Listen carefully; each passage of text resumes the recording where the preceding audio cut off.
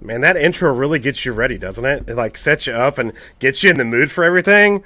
Nice job on that, sure Tim. does. Very nice job. Thank you very much. Yeah. Welcome, And everybody. thanks to Free Vibes, I think it is, for the music. So. Nice. There's some really good copyright music out there, and you found the good one, man. That was really just kind of, yeah, it really works. So thank you. But everybody, welcome. We are going to watch The Wrath of Khan tonight. Everybody's been ready for this one since we started this. So I think especially Greg, for sure. Anyone who says this is not the GOAT Star Trek movie doesn't know what they're talking about. Let's just come out and say it. Exactly. Yeah. I haven't seen many people say that, it's not. So, but I'm going to go ahead and get the watch party set up. Tim, you are having a live stream tomorrow. Would you like to tell everybody about that? 2:15 p.m. Central, I believe, is the time I set it up for. Mm-hmm. 300 subscriber celebration. I think it's important that we celebrate those types of milestones. And someone said the other day in a live stream that, don't celebrate subscribers because, do all the people show up to your live streams? But it doesn't really matter. It's a really stupid criteria that YouTube has, but it's there nonetheless. And anytime you make a progressive step toward it, then you should celebrate it. So, and honestly, I did the math. I'm almost at exactly 1.5 subscribers a day since I really started doing content, which was around the 1st of August. So I can't really complain about that. And I'm just blown away by being at 300. So yeah, can't wait. Yeah, that's awesome, man. Yeah, that'll be fun. That'll be a good time, man. Be a good time. I almost told Ryan, like, his boost recently and a bunch of the other bigger channels is probably the weather. Across the country, people being locked indoors. Mm-hmm. They're watching some YouTube. So yeah, I think so. It's a shorter time of period where people are locked inside. With lockdown, it started out real strong, and all of a sudden it just teetered out. It was like, where'd everybody go? Like, people just got tired of it, I guess. I don't know. It was weird. Like, it started out pretty strong, and then all of a sudden it was like, nobody's here. But right. Yeah. But I put the link in the chat for the watch party. And we had a good stream last night, too, so that was fun. Yeah, it was great. Yep. Yeah. We actually ended it at a correct time, so yes. I don't even remember what time it ended, to be honest, so. I don't either. Were you drunk? Yeah. Okay. Tim drunk on a stream? No, can't happen. I was a little bit tipsy for sure. I mean, I had 2 24-ounce Red's Wicked, which are 8%. Plus, I had one of those, and then I had 2 24-ounce Modelo Limoni cells. So those are just 5%. Still quite a bit of beer. So. Nice. That's at least the equivalent of probably 8 12-ounce cans, I would guess, of regular beer. So, yeah, it's pretty strong. Yeah, that's pretty strong to it. Yeah, it will. And I have a merch store now, guys, so I'm going to put a link to that in the chat. I only have one design right now, working on a few more, so I will have it linked in the YouTube stuff from now on. I just got to figure out how to get it kind of integrated. But yeah, that Teespring store. So yeah, I've already sold a couple shirts too. So. Yeah. Nice. Like I said, just the one design. I'm probably gonna do some like Star Trek kind of focus stuff and Star Wars focus kind of stuff, without doing copyrights and stuff, But yeah. Blake says, "Who the fuck is this guy?" That's right. It is rarity to have Greg on camera. Every now and then, in the beginning of Rage Geek Jedi, he came on camera. Every now and then he was. Every now and then. Yeah. Every now and then. Usually it was to call out for Ryno. Wrath of Khan, so I'm doing it for Wrath of Khan. It was usually to call it Ryno for something. Usually what it was. I want to say hi to everybody in the chat here. We got Teresa here in the chat with her rose. Hey, Teresa, how you doing? Greg, yes, I saw that as soon as you did. And Dave Meyer said, spoiler, there are no long, boring periods of special effects anywhere in this movie. Nice. Apollo's here. I saw, man, you're getting near 500 subscribers, man. Congrats on that. That's awesome. Yeah. That's awesome. Like I said, milestones. Teresa says, welcome all, one and all. Get ready to cry. That is correct, yes. Trey Cordy's here. What's up, Trey? Tim F is in the house. We got Timon here as well. Timon, what's up, Timon? And Tim Meyers is here again. Tim, hey, thanks for stopping by, man. Thanks for hanging out. If you have Amazon Prime and you want to watch this movie with us, I put the link in the pinned comment in the chat. I can drop it again. There's other ways, of course, to find the movie. If anybody saved the link from last week, it's just, the same thing. Just search for Wrathacon. So, but yes. I'm wearing my Deathstroke shirt tonight. I decided to put that on earlier. So, yeah. Yes, that is a Deathstroke t-shirt. Yes. I ordered it off some T something website. It wasn't TeePublic or Teespring. It was one of the thousands of t-shirt websites that have T in the URL. It's one of those. But yeah, some pretty cool designs on it too. Trying to see if Jack of all casuals. Hey Jack, I was hoping you'd pop in too. I figured we'd get some more people watching with us tonight because everybody's been looking forward to this movie. Yep. Remember when the early days of the channel when Greg was a real boy? That's right. Ryno is in the chat. What's up, Ryno? Ryno's here. He's supposed to watch his video. I haven't watched it yet. Oh, I watched some of it after I watched the. I'm like 35 minutes through the interview, I believe. I need to finish it. So. Well, it's funny because I watch almost everything on 1.5, and she talks so slow, and Ben Shapiro talks so fast. Oh, so he sounds super fast, and she sounds normal. Yeah, I know. And then his commercials he had to do like every so often. You're like, yeah, that's how he makes his money. I know he does. That's how he puts it on that's why he puts it on the free channel so he has advertisers. Yep. But yep. Ryno, thanks for a good stream last night too. That was fun. We had a good time. Absolutely. Next week, Suicide Squad. Tomorrow night we got trivia. Yep. Blake says, I am shocked at all hype for this movie today. Isn't it just a Star Trek Into Darkness remake? Sit on it and spin, Blake. Not nice even close. Nope. It's funny, too. I already know that Into Darkness is a bad movie. I already know that. But I think after this one, I'll see it on a new level of badness. Yeah, you're going to hate it even more. Most likely. So. Yeah, most likely. Yeah. Beyond is the only one I can actually tolerate, to be honest. Ugh. Yeah. And I've seen a lot of people who are big Trek fans say that's the one that feels the most Trek, even though it really doesn't. I've heard people say that. I'm like, it's like the other two to me. Yeah, it's like just it's because it was directed by somebody who directed Fast and the Furious. That's why. It makes no fucking sense. Makes no sense. Yeah. I would have loved to have seen Tarantino do a Trek movie because he sounded like he got it. Because he didn't like JJ Trek. He was like, that's not Star Trek. So right. Yeah. Would have been interesting. That's right. It is sacrilege, Blake. It is sacrilege. That's what they're saying. That's good, Trey. Yeah, that's good. That's good, man. I saw that Trey was getting some love in Ryan's chat too. That's good. Yeah. Funny tease about that other sci-fi movie. That other movie is Screen Junkies. They say Star Trek ... into or Star ... Trek Into Darkness. Hey, need a hyphen there. Okay, nice. Nice. But I'm going on like really low sleep. But in the last hour, my adrenaline has kicked in, and my excitement for this has kicked in. So I'm excited. Had a kind of a busy day, trying to get some stuff done. We've got a lot of work that needs to be done on our house, and I'm trying to find the best price on everything because we got to get our fence replaced. It's falling apart, and that's going to be expensive as hell. So, right. But yeah, I'm just trying to get some stuff worked out. If you hear any noise behind me, it's because my dogs are wrestling around like morons. So they'll pass out soon. That's like a mismatch. What? The two dogs. Yeah. Yeah, there's definitely a size mismatch. Yes. But she dominates the shit out of him. Yeah. She's an alpha female, and he's a beta male. So. Well, he's a lab, right? So. Yes. Yeah. He's very playful. He is. I'm glad they get along. Why don't you love me?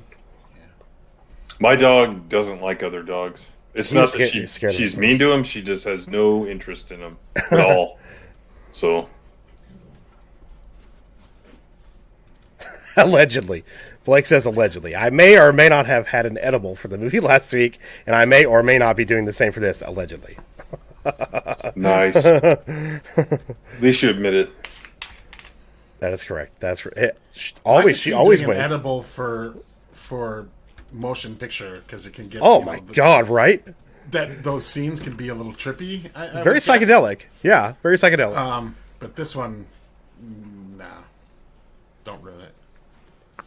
I'm excited. Let's see. Has everybody jumped in that's going to be jumping in for their Prime? And has everybody get everything queued up for people who are watching it not in Prime?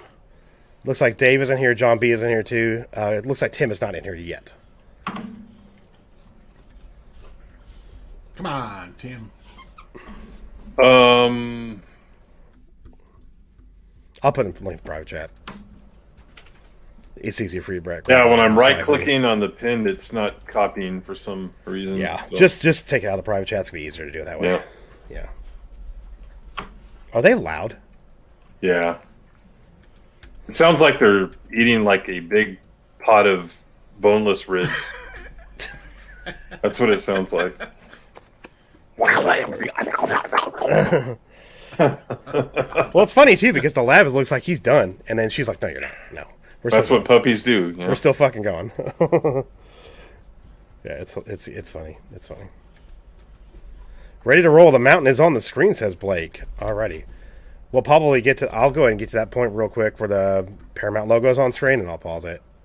Okay. So I think the first. Yeah, there we go. Okay, it's on screen now. And again, like, note the similarities between the credits I came up with and this, and how close it is. I'll start it over. I'll go back and start over. I'm on 1 second. There. Okay, 2 seconds. Did you guys see this? I put on Twitter. Yeah, I saw that. First edition novelization. That's the novelization of it. Okay. Yeah, they had this under the glass at the used bookstore because it wasn't like a cheap used book, and I just said, "I want it. Give it to me."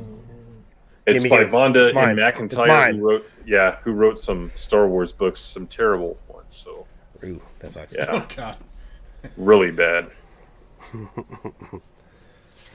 All right, I think everybody is ready. Let's do it. Bong hits. Timon said BRB. Give him a second. I know he's watching along. So, because he actually he messaged me this morning on my Twitter. He's like, "I found a link for the movie. I'm ready to go." I'm like, awesome, very nice. Jack of all casuals has. Did you click on the link, Jack? Are you in the watch party with us? Nope. Okay. Yeah, I see Dave, John B, Tim, you, me twice. Okay.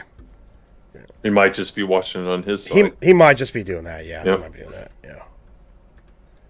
Cool. Well, I know some people can't the pin comments, so I'll just do it again. Like, Can I ask a dumb question? Where is this mountain in the Paramount logo supposed to be? Is that Yellowstone or? That's a good question. I don't know. Always wondered that. No idea. Don't know, don't care. Could be just some random artist painting. Yep. No, it's a mountain in the Peruvian Andes. Okay, that's kind of random, right? Yeah. Yep. Mm-hmm. Oh, I'm not even going to try to fucking pronounce the name. So, when I think of Andes, I think of the little chocolates. yes. What I like to Those are good. What I like to do is I get one of those and then I get an Altoid and I put them both in my mouth at the same time. So it's like chocolate mint.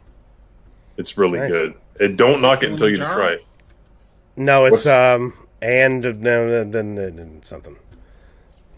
I could probably pronounce it. I took linguistics. If you type in the Paramount Mountain, it comes up, and it's at Artisonaraju. It's a mountain peak located near the city of Caraz in the Cordillera Blanca mountain range in the Peruvian Andes. We got to watch that movie sometime. Yeah, okay. Yeah. I don't understand John why Beck. you cannot pronounce it. Nanina Najad. Nanina. And I think he says when I think of Peruvian Andes, I think of Lake Titicaca. Lake Titicaca, Titicaca. And I think of Beavis and Butthead when I think Titicaca. So that's just me. That's just me. All right, are we ready? Just waiting for Timon to come back. Timon, let me know when you're back in the chat. Nanina Najad. I love that movie.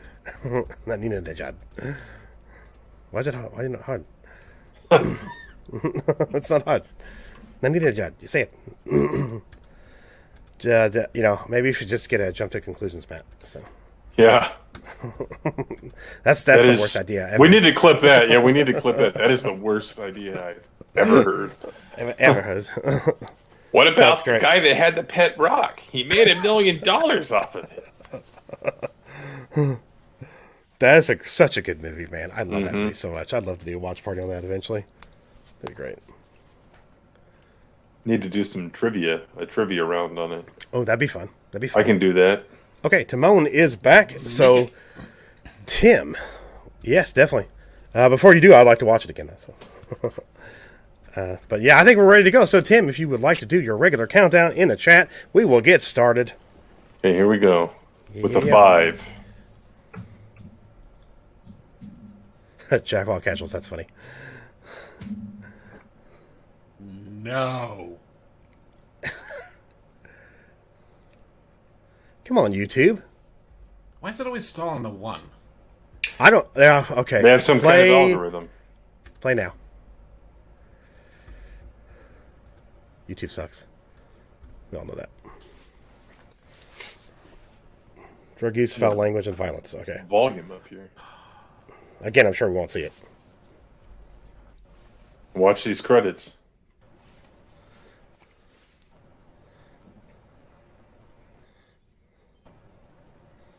Obviously, the stars don't linger as long in ours. No.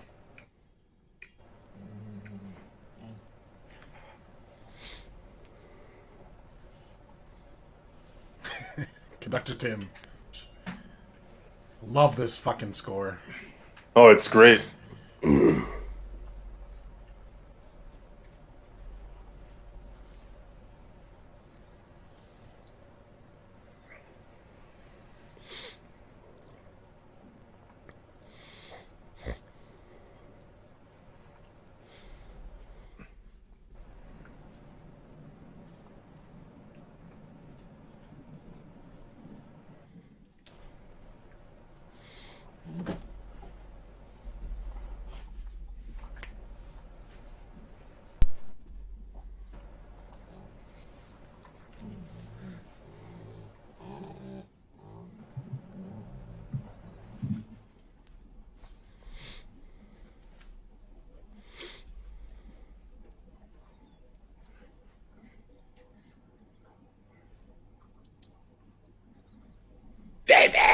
David! Oh my god. How dare you?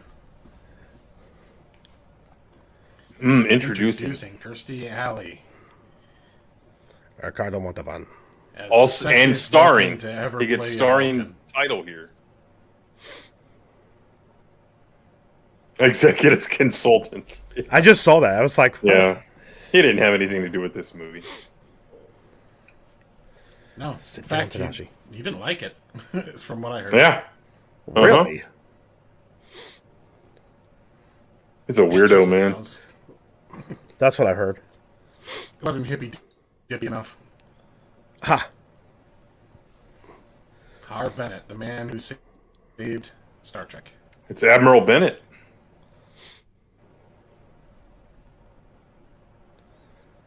Literally.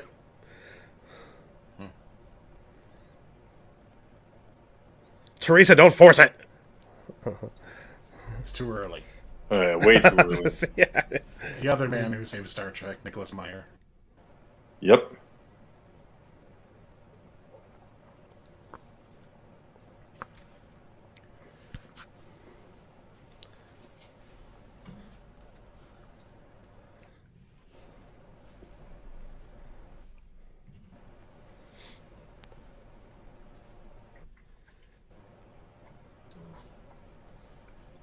Love those uniforms. It looks so much better. So much better. Oh, yeah. Wow.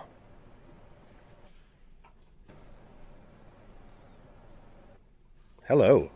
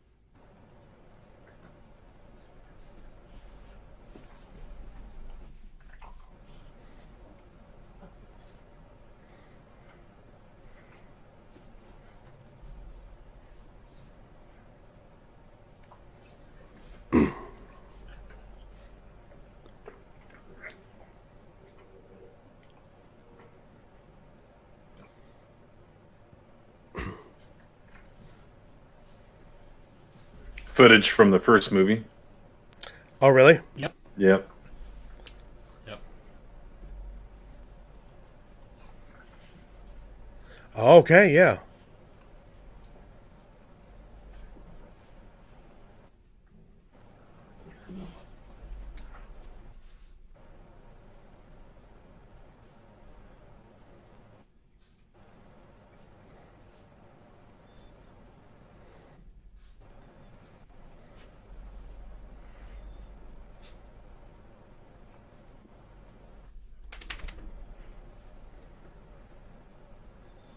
That's it.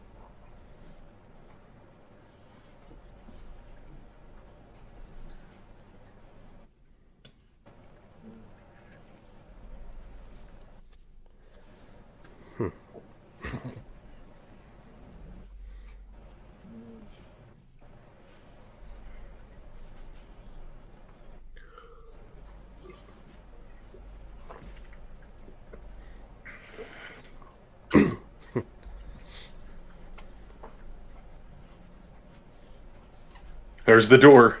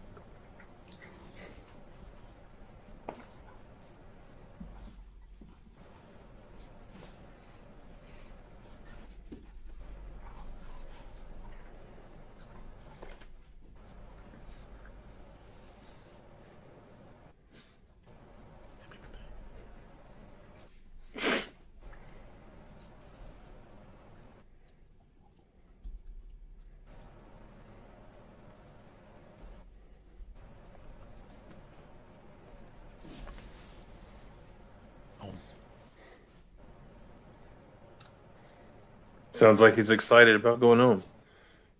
Yeah. Yeah, well, it's a nice apartment. Yeah. My apartment used to look that way. When I was single, had ships and swords and guns and everything.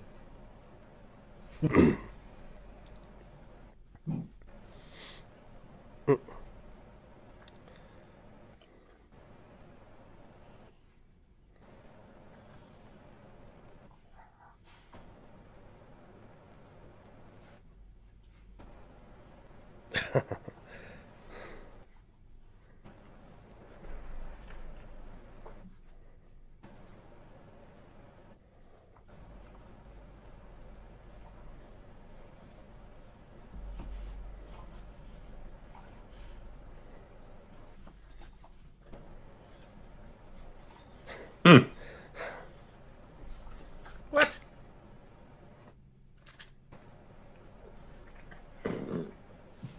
Charming. Hey, Steve.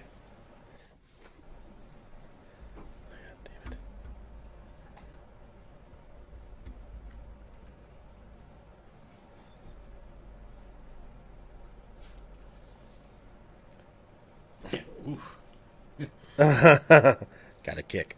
Sit down, Dashi.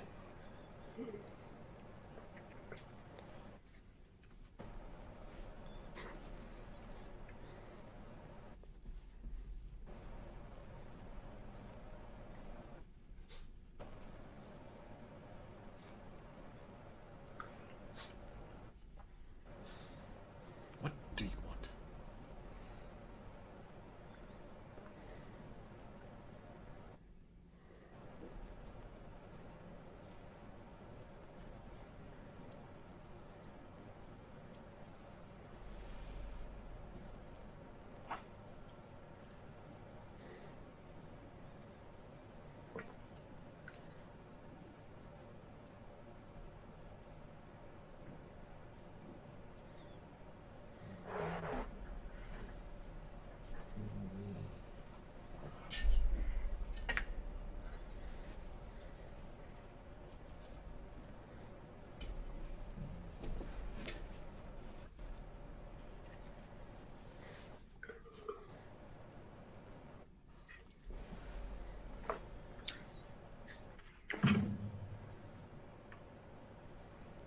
Before you really do grow.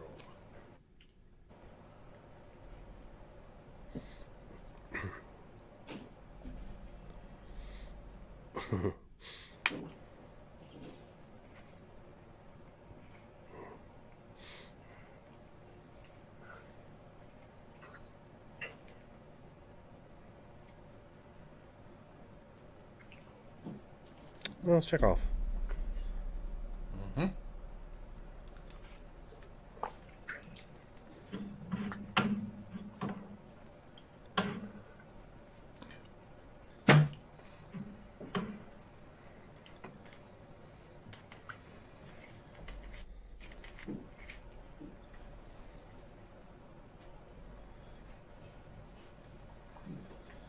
Hey.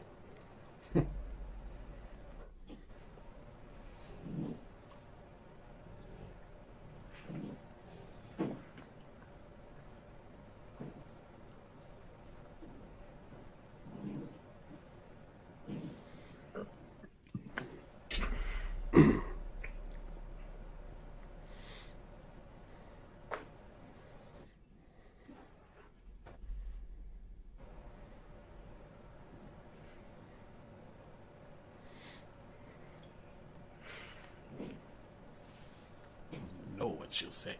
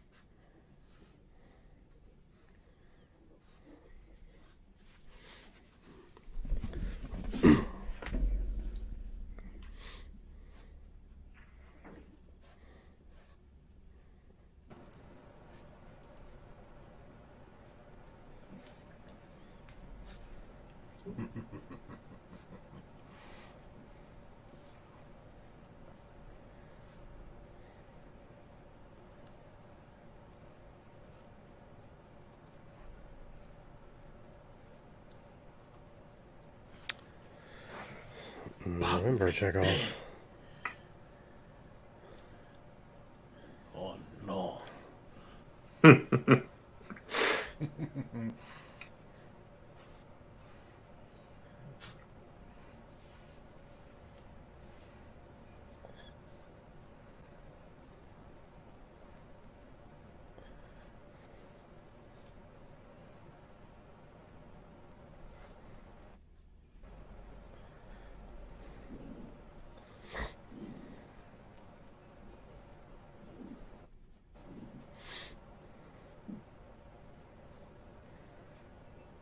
There's Kyle. That's really him. Yep. Yep. No longer the trans. Amazing continuity. Yeah.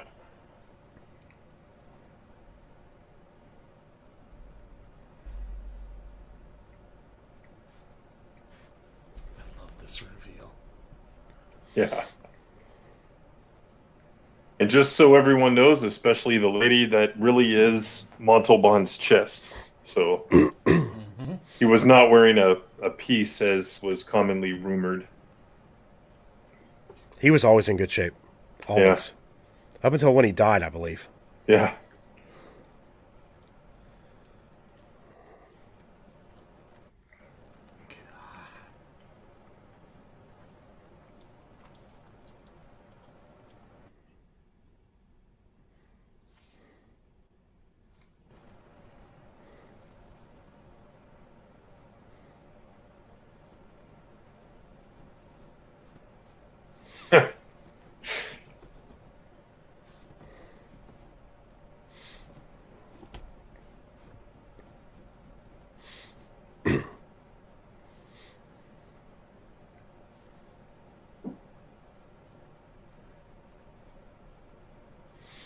Wasn't a part of the crew or the show. Nope. Little error there.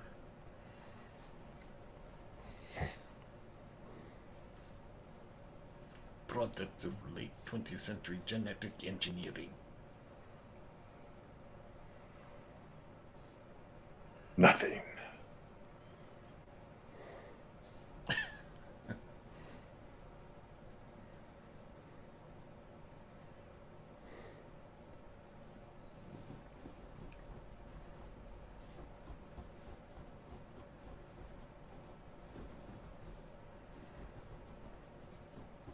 God.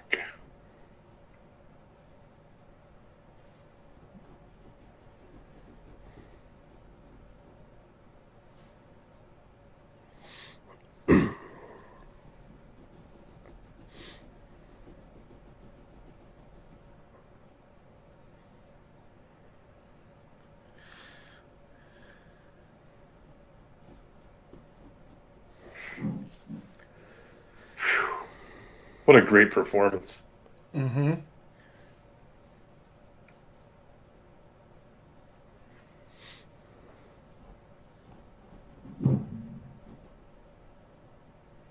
Admiral.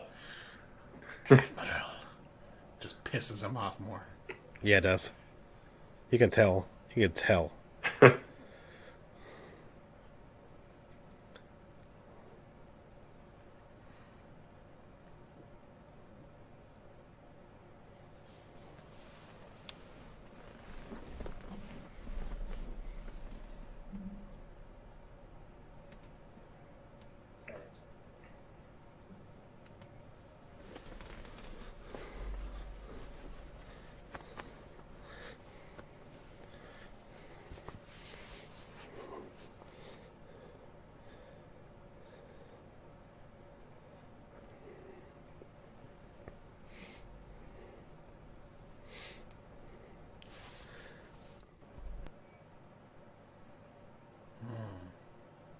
Never bothered to check up on us. Oh, checking our progress.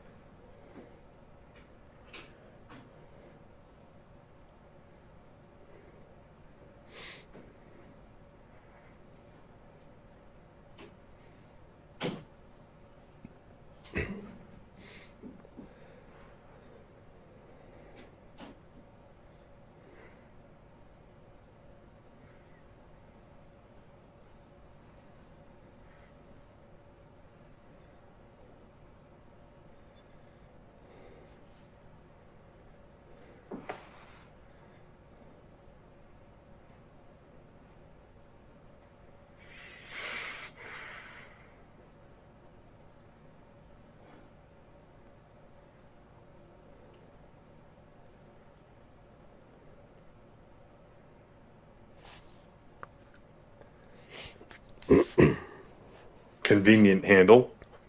Mm-hmm. Why are you here?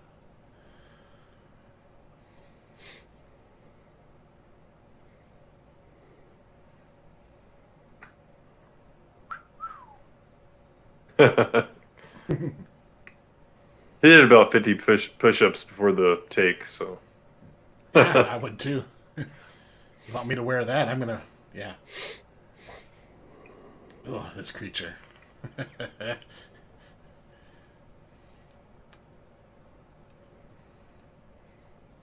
Damn, he's sweating.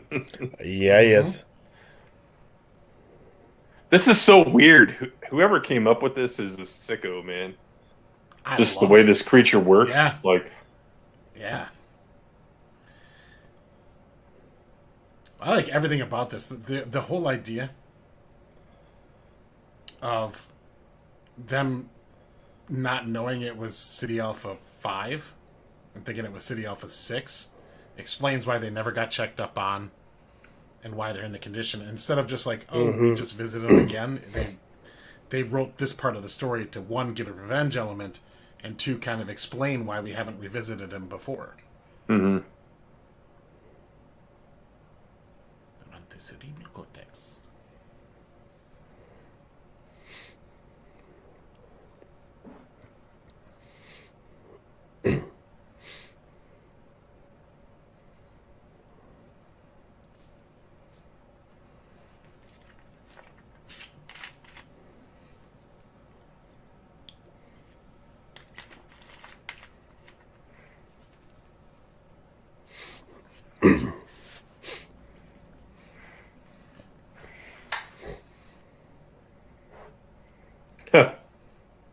Not quite domesticated. Oh no. This is nightmare feel for if you watched it when you were young. Yeah.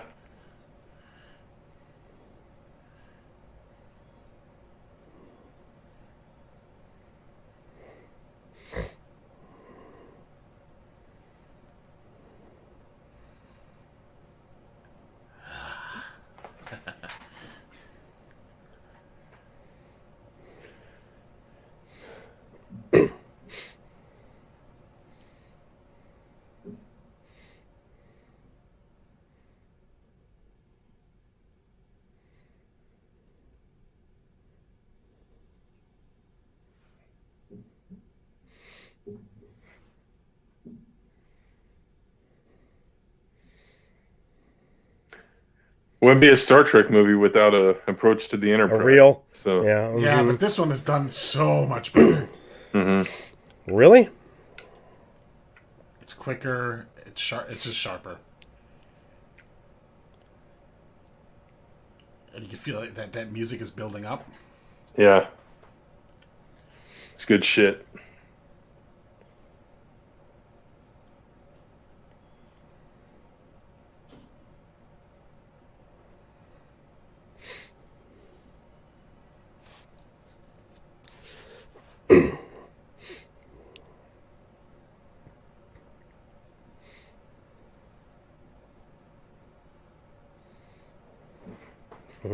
Must be a female helmsman. Yeah. She just driving into another ship. Is that Savick?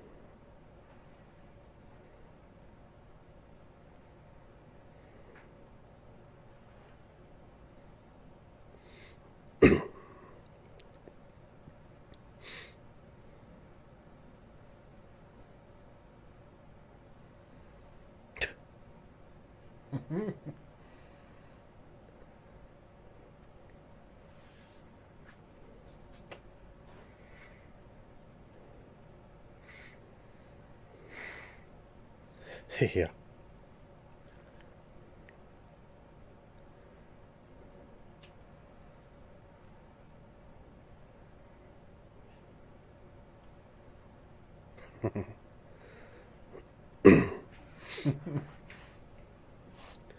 Vulcan joke. Yep.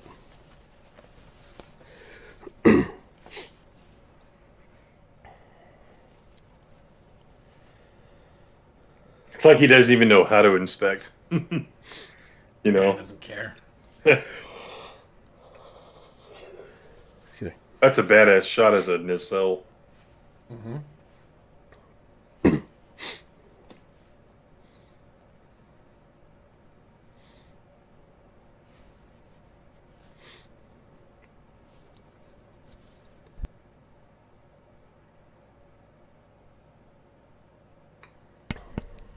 I love this.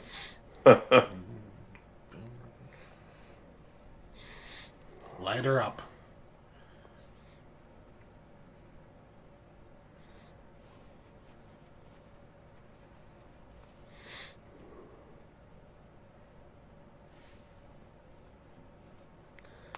Space boner for Kirk.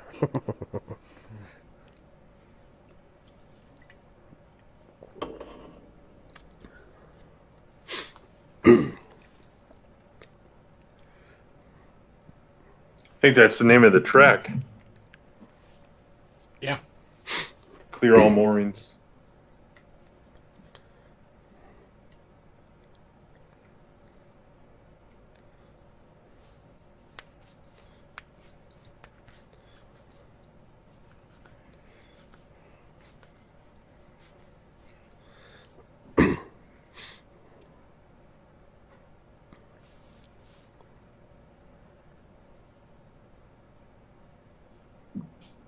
She's like, shit.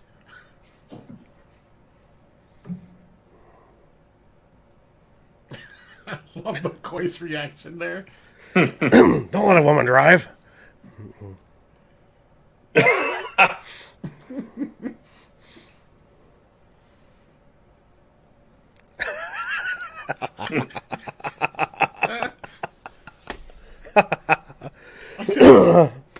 Oh.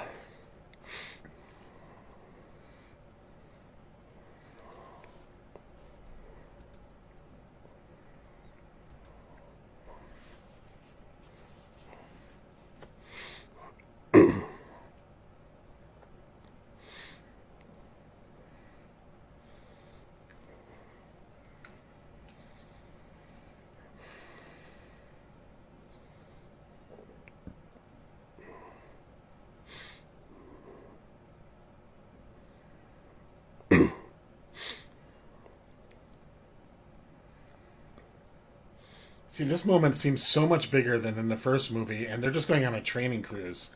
Yeah. Yeah. Yeah. You know, it just won the score and just the way it was shot. Yeah, definitely.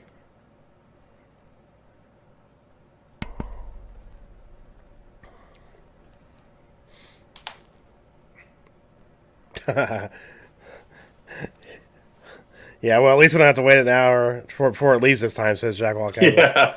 Yeah. Yeah, it took a while.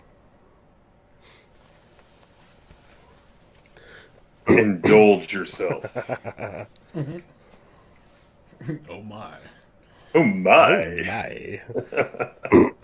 Here, Captain? Really?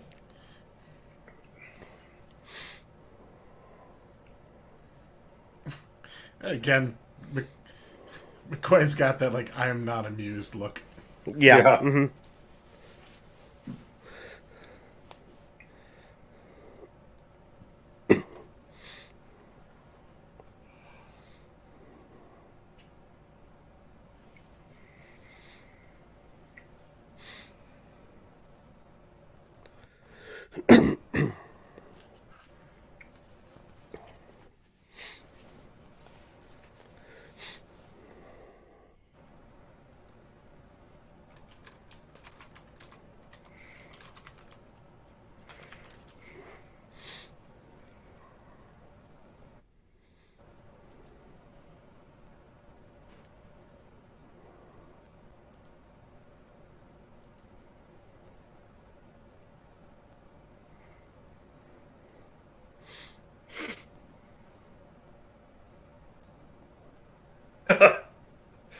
checked out. It's checked out.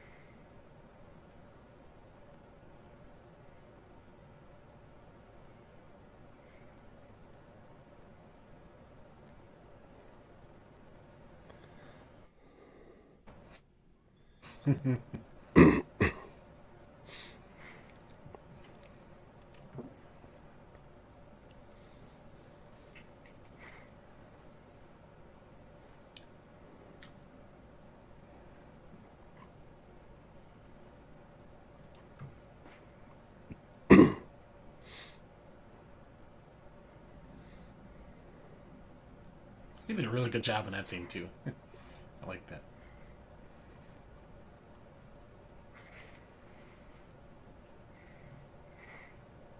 That's what he wants.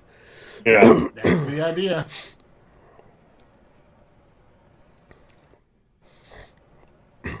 He's a genius. He's gonna go check out her quarters real quick. Yeah. Oh my god, what is this? What? They did this on purpose. What? Her shirt. Oh yeah. Does she want to get down? I do. Yeah.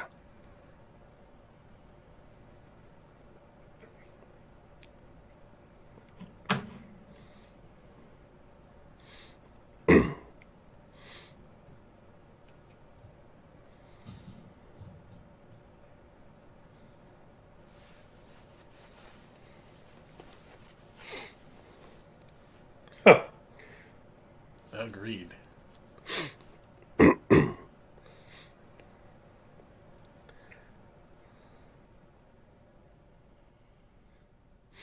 I love that. Who's been holding up the damn elevator? I've said that at work before. Dialogue.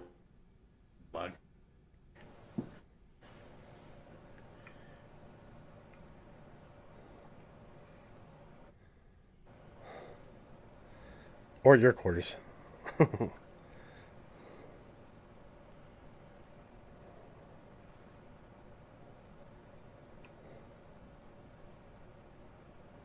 Ooh, sharp.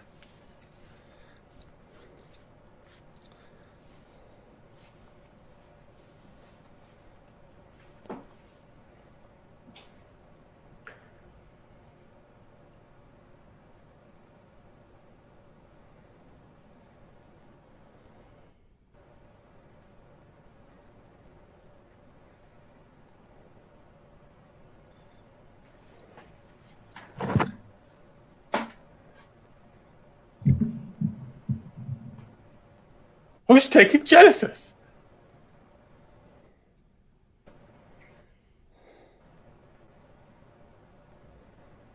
Ooh, that's a problem. Yeah.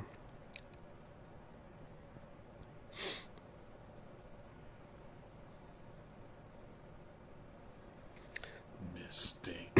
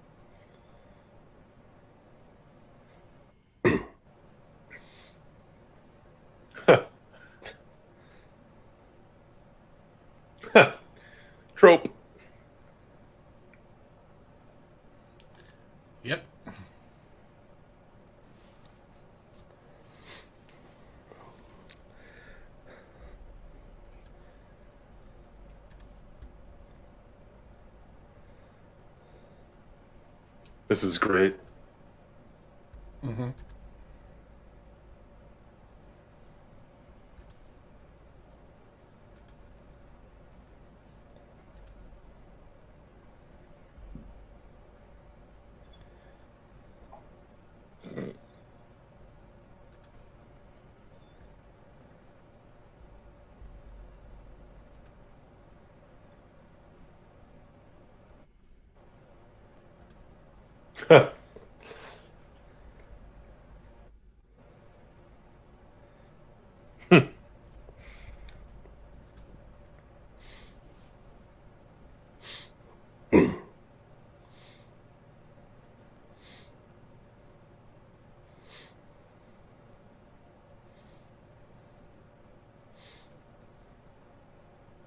That's fine.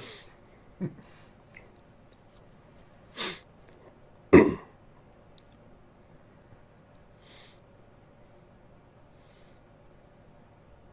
the one.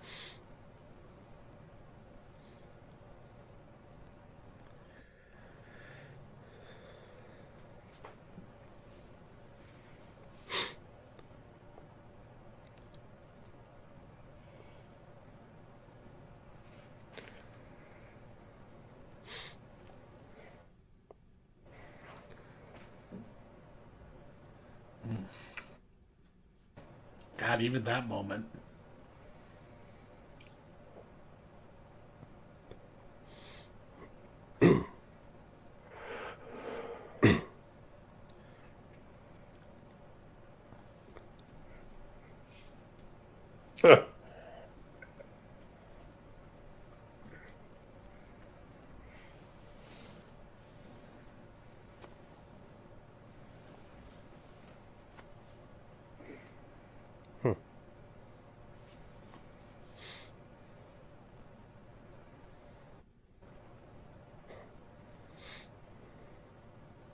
So much for the training crew.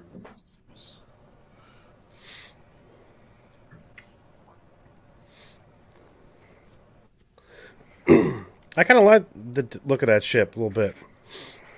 Oh, Reliant's awesome. Yeah. Oh, this is a great scene. Mm-hmm.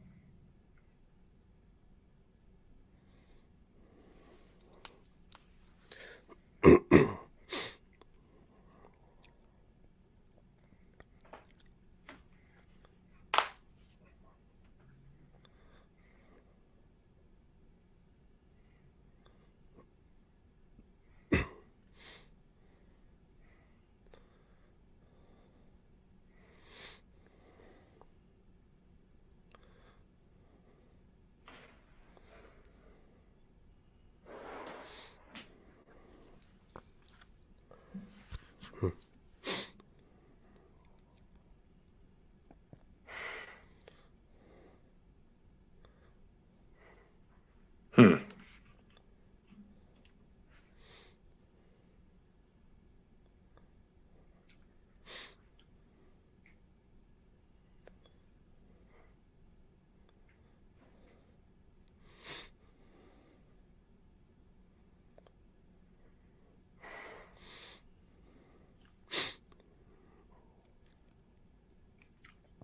Huh.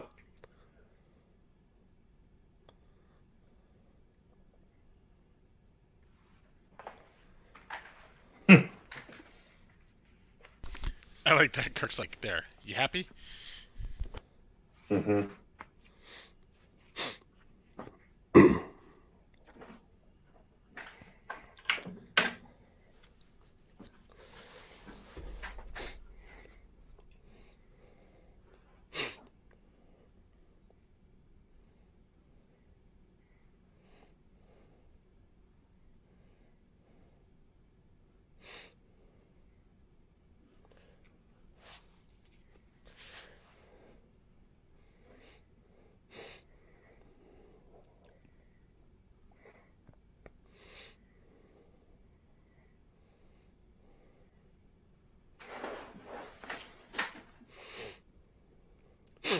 Excuse me.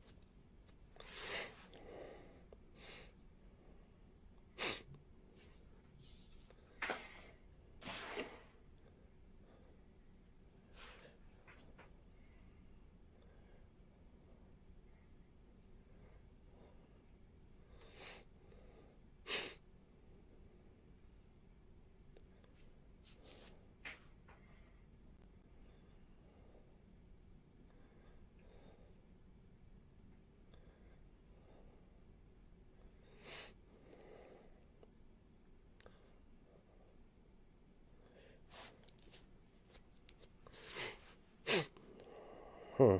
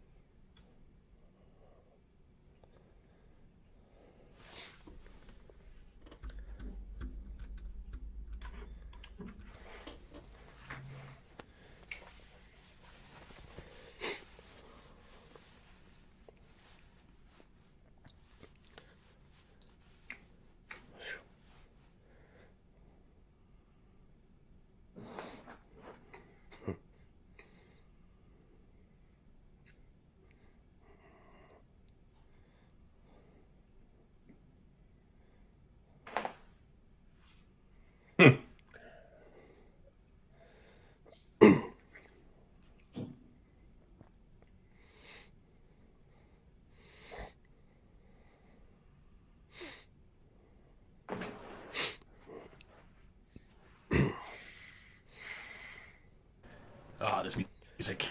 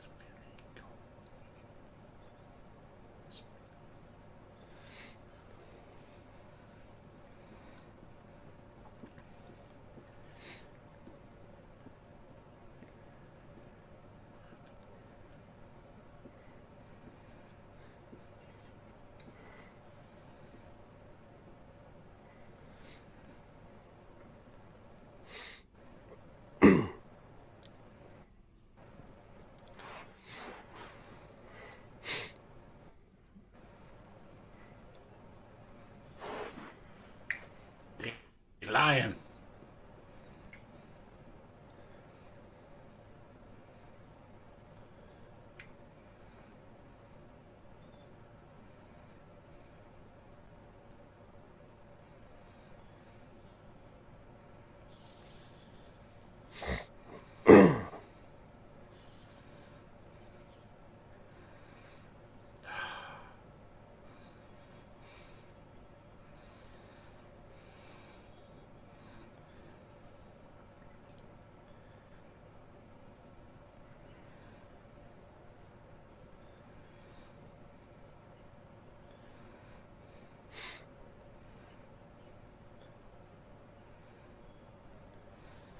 Rookie's panicking. Yep. There we go.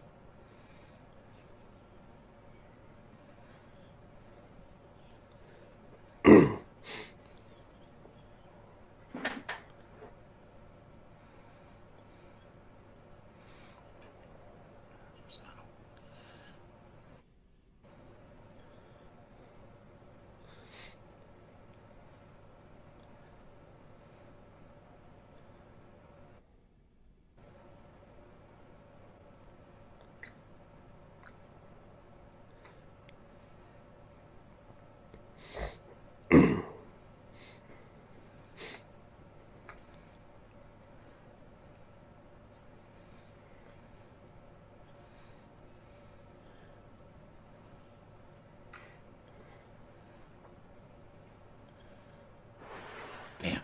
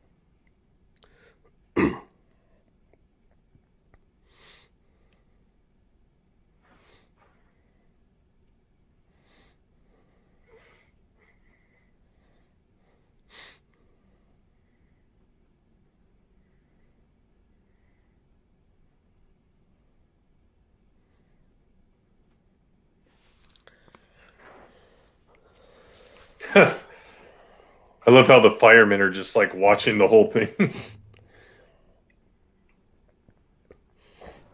Yeah. I would.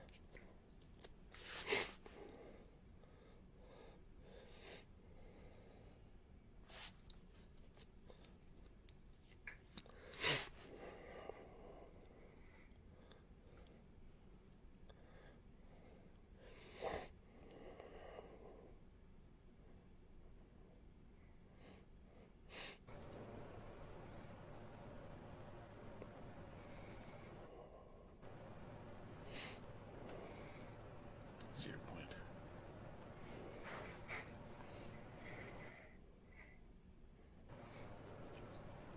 God, I love this moment.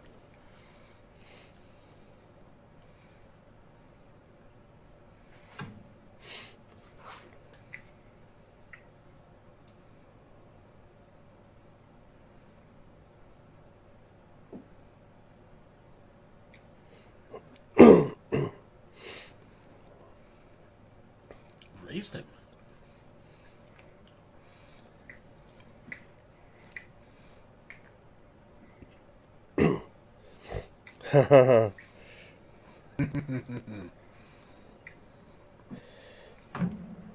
Yes.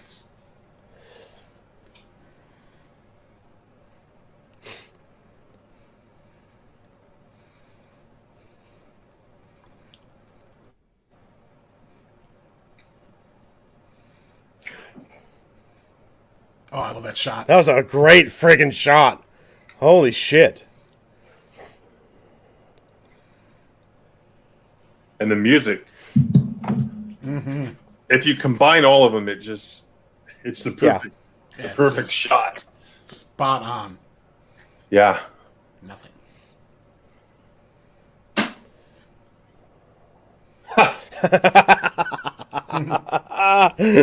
Yes, Kirk is fucking badass.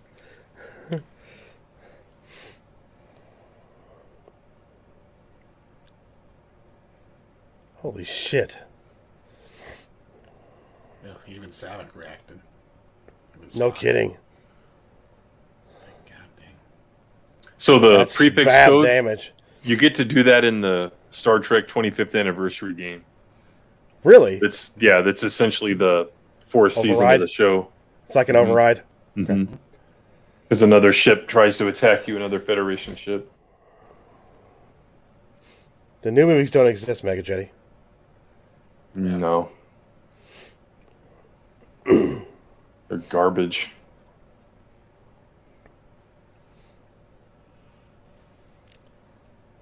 It's that guy. Oh, man.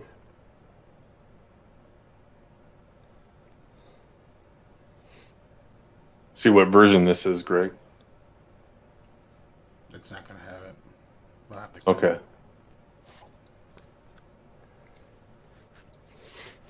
You'll say he stated his post. Blah, blah, blah.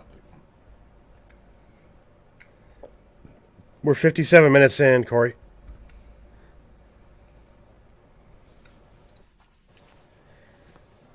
You can see.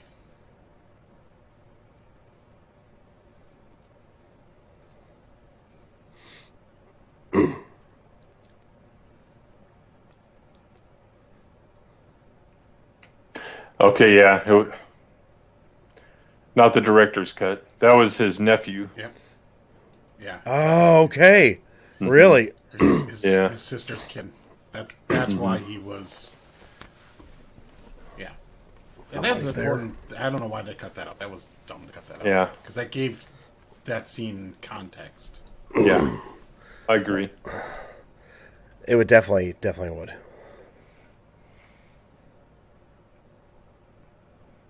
Sound effects in this movie are fantastic as well, too. Mm-hmm. Really, really well done. All the ship noises. Yes. Yep. Everything sounds better on headphones, though, so.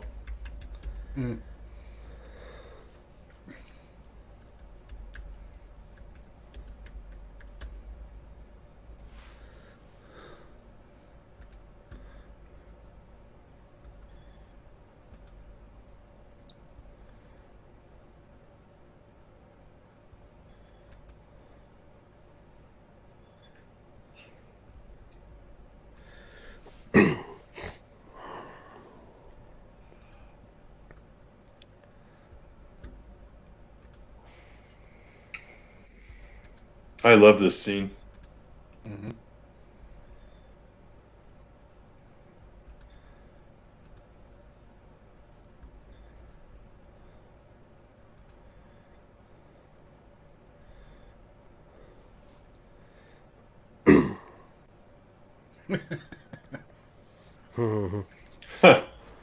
She lied. We will. I love that.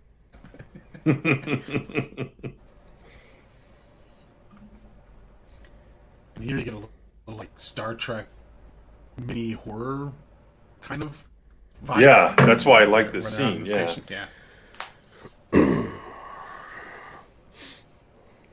I like those suits, man.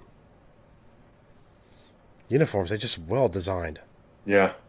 Really Yeah, well they did a done. really good job on this one. They really Absolutely. corrected well from the first movie. Yes. Yeah. Do they The keep first them? movie are a product of their time. Do they keep them for the rest of the series? Mm-hmm. These suits? Okay. Good. Yeah.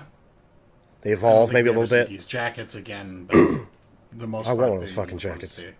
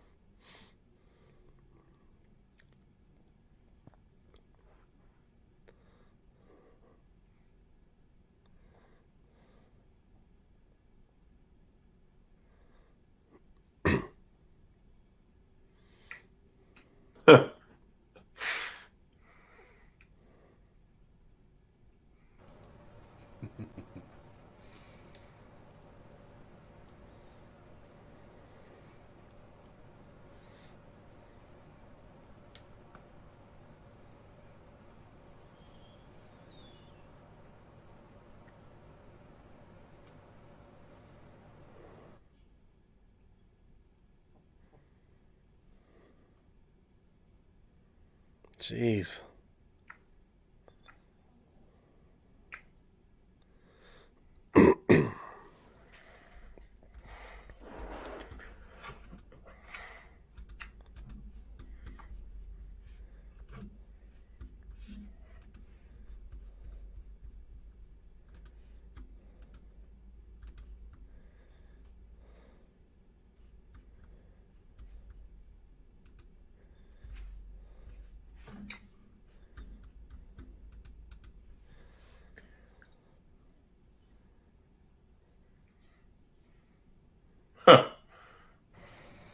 I like the reactions too. They all kind of jump.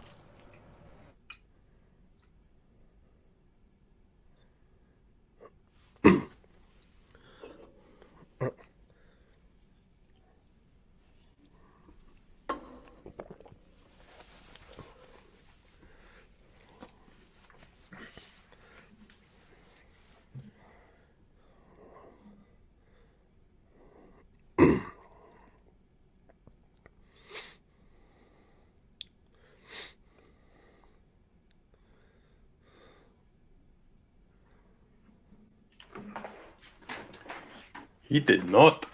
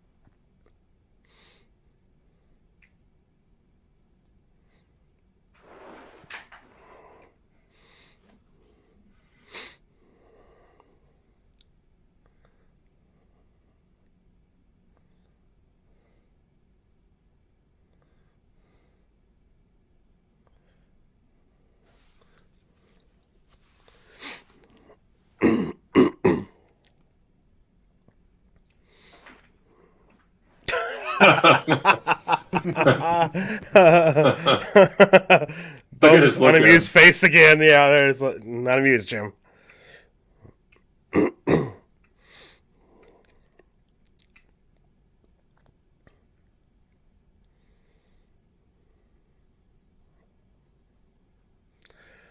Yep.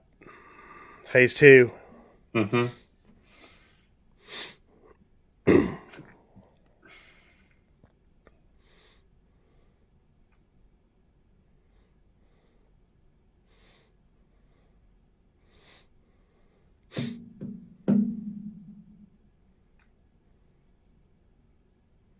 There it is. Mm-hmm. The giant lightsaber. Mm-hmm. Giant dildo. Yeah.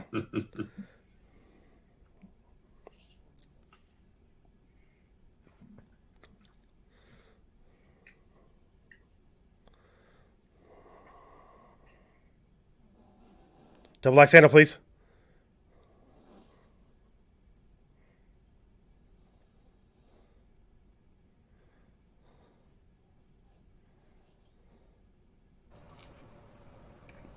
Uh-oh.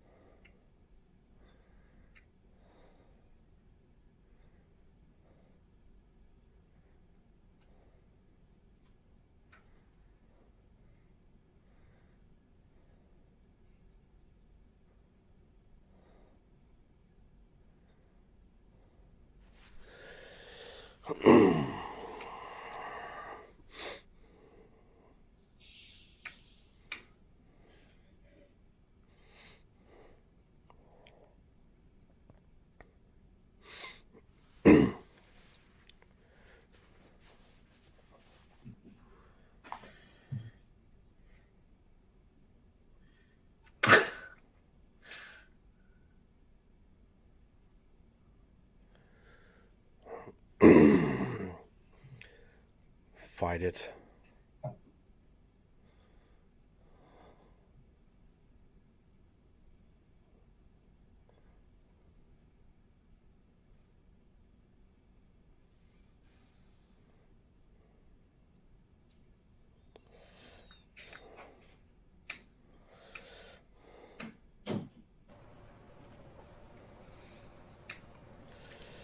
Oh shit, are you serious?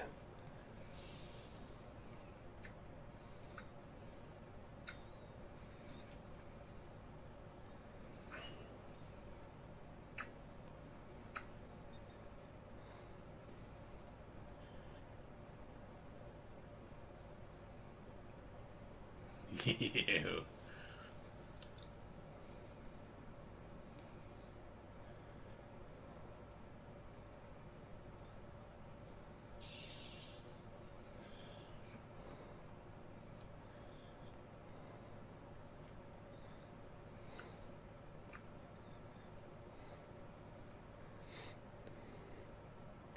He's getting pissed now.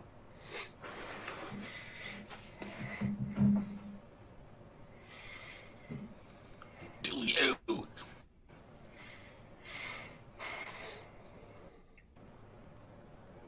old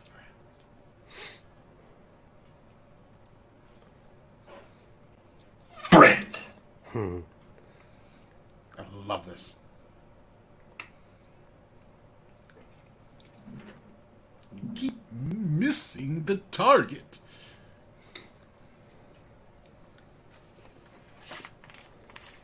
Uh-oh.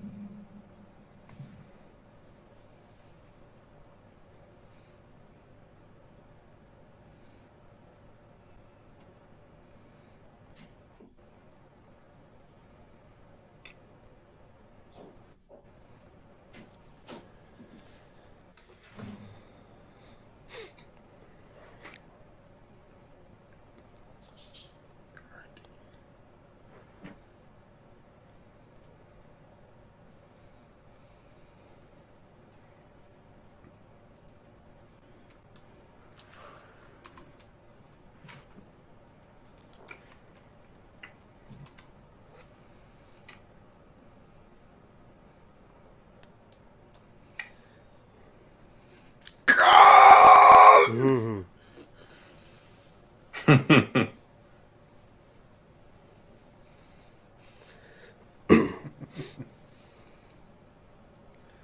it.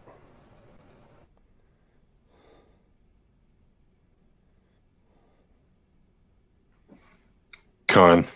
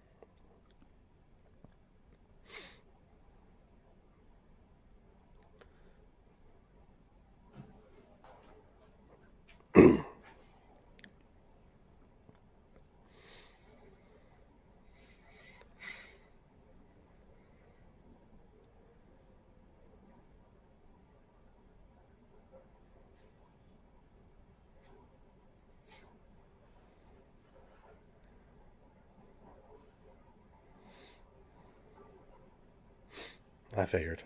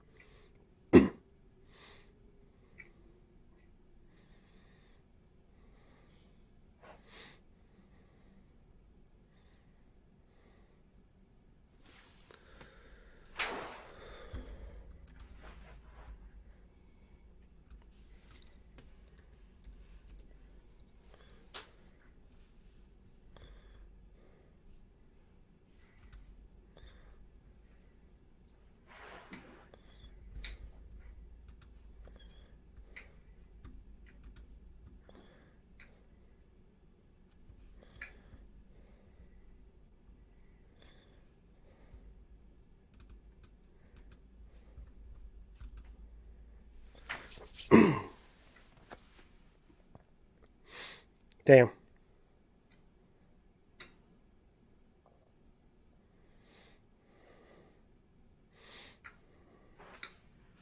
Get on it.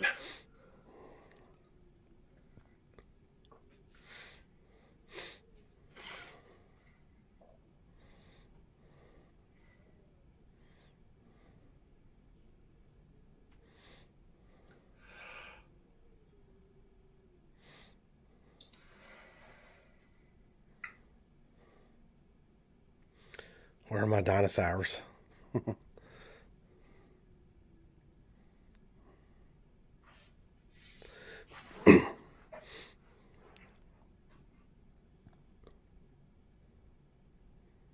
Damn, she's cute. Yeah.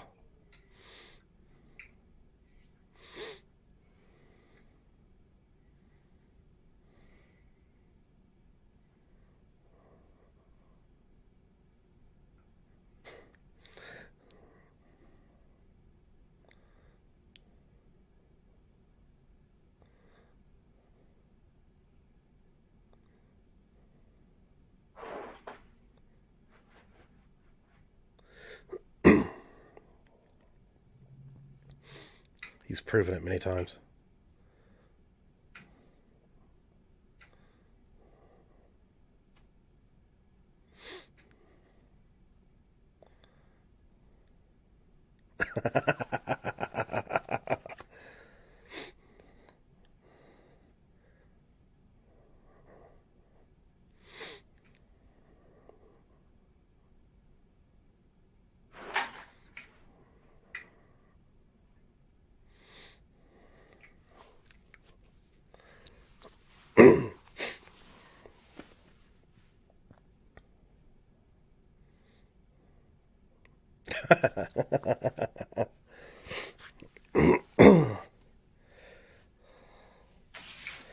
I like when they start jogging.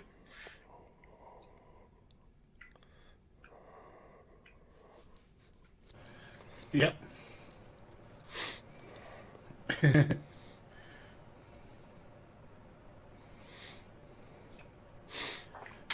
It's submarine time. Hell yes. Sweet. Good. Was Kirk just eating an apple when he's down there? Something like an apple. Yeah. That's what I thought. So that's where they got that whole fucking scene in Yep. the Star Trek reboot. Okay. Oh. Yeah. Yeah. Oh. Bring that up. I was wondering if that came from somewhere. Yeah, I figured. Don't bring that up. Shame. This was way better.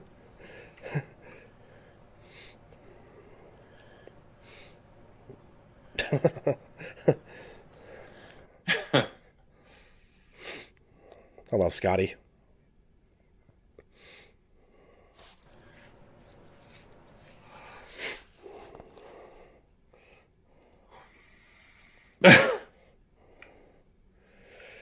I don't think he was overacting there, Mega Jetty, at all. I think it fit the moment really well. Yeah, it was good. It was kind of like a ha-ha moment, you know? Yeah. Yeah. Oh, man.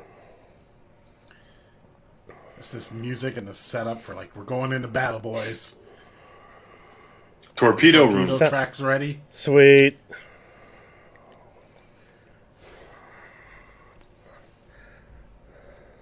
Oh, I just ordered the director's cut Blu-ray, by the way.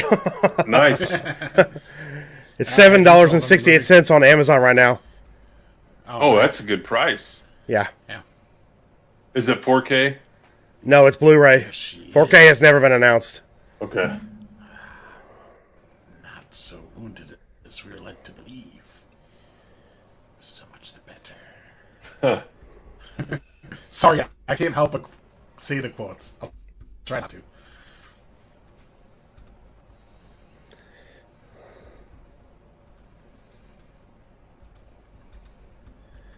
Mutara Lenbila. I'm putting the link in the chat if anybody wants to buy it. It's a really good price right now. There's only some, like 10 left in stock, I believe. Is it Amazon or? Yes. Okay. Yeah. There it is. I was like, damn, that's a fucking great deal. Yeah, it is. And it's got that anniversary artwork on the cover. Wow, visuals. Mm-hmm.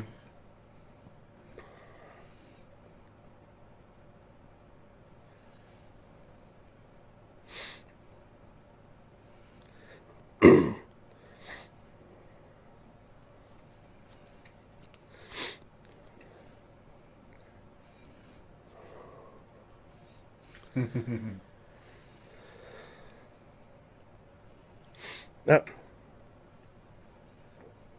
Blake.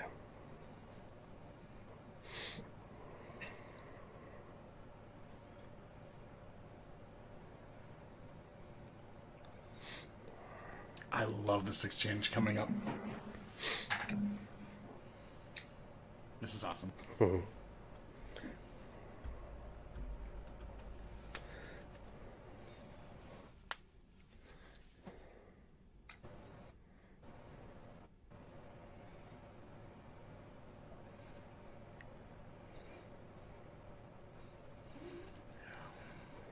Pulse power.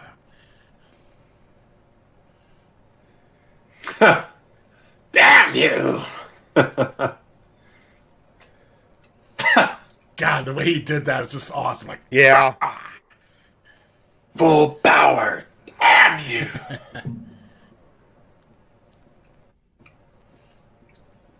I'll do it myself.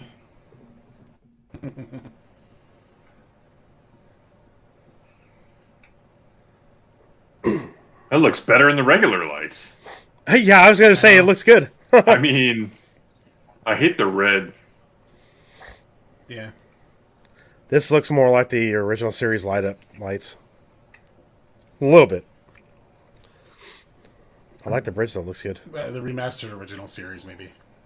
Yes, yeah. I meant the lighting, just like the light, not like the actual lighting. Oh, in the bridge? Yeah. Yeah. Yeah.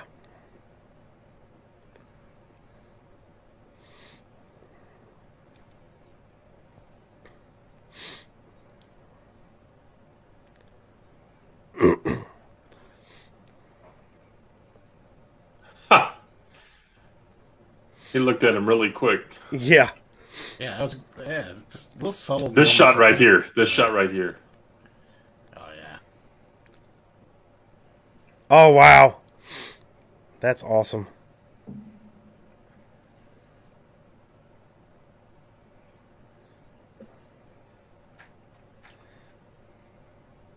A little bit of that V'ger music, that dom dom. Oh, nice, Jack.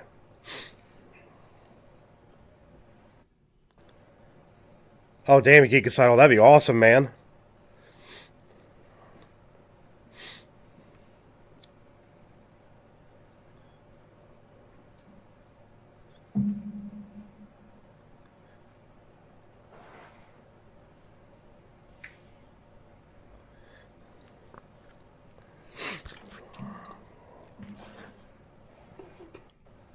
Good job.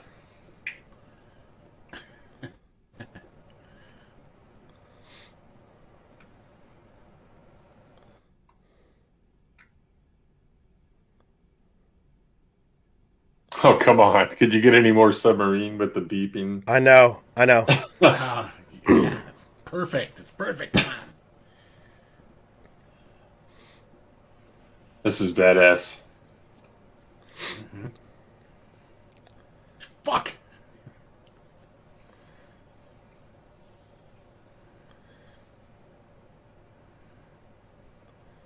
Oh, shit. Damn! That's bad.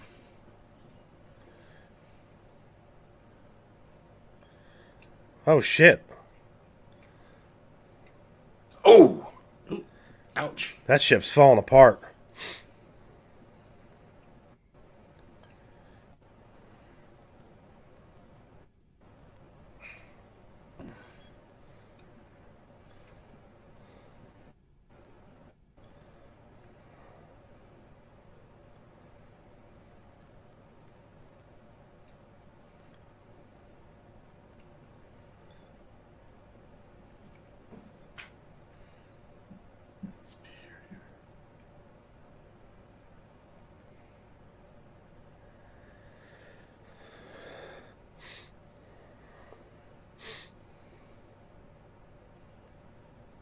Interesting name.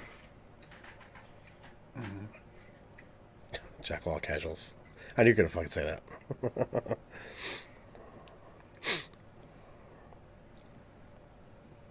Heck yeah.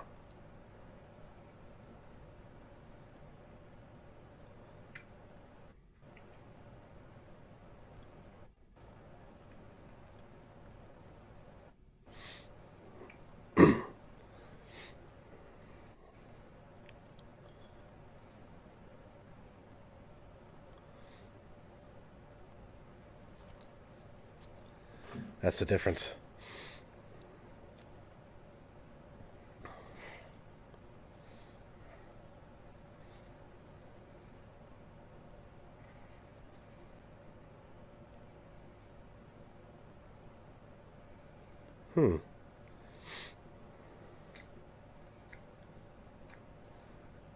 That means a straight drop. For those who don't know geometry. I've read all the Star Trek technical manuals. That's where I learned my math. So Nice. didn't pay attention in school. It's a good Good place way to do it. Not kidding. All I ever needed to know in life, I learned by watching Star Trek or WWF, right? So There you go. There you go.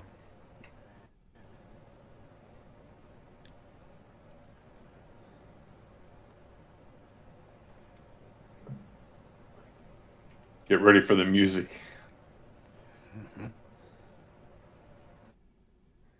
Oh shit. Love it. Hey, it's insurrection. No, that's it. Not quite the same thing.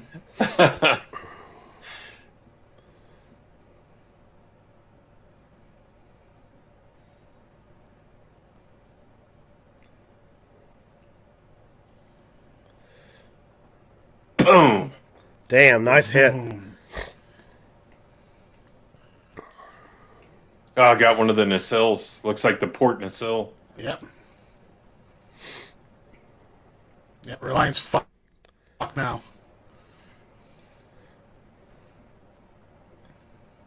Aim right above the fuel cells. Do I have to take a shot now? Yeah. Yeah.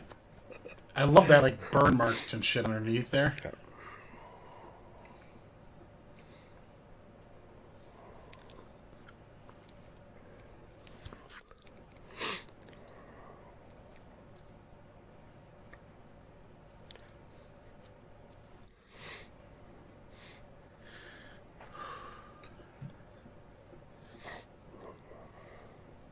Oh, damn. He looks like the girl in the cage after she had been reverted to what she really looked like, you know? Oh, yeah. Yeah, a little bit, a little bit. A little bit. A little bit. Yeah. Yeah, just a little bit. I've always thought that.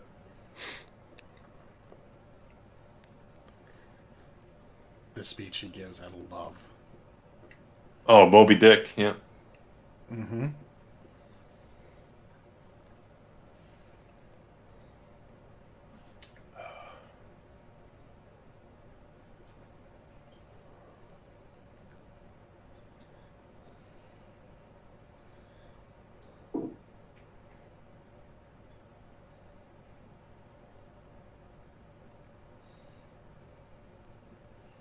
Looks like his left arm is lame.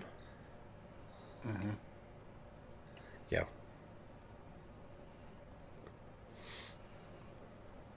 His hand's all burnt to shit. Oh, shit.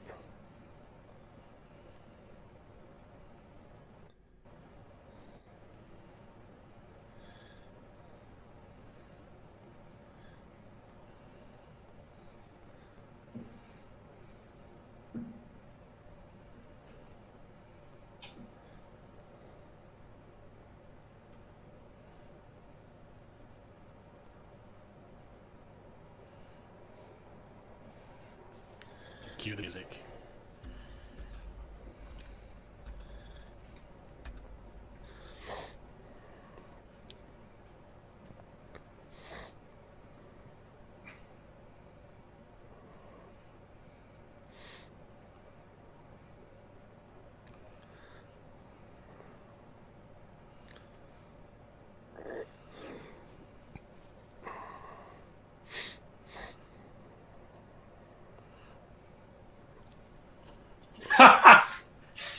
I love that line.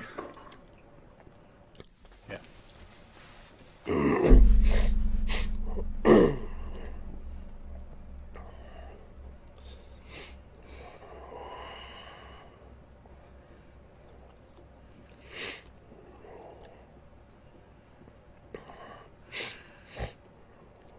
Can't win. I'll take you all with me. Exactly.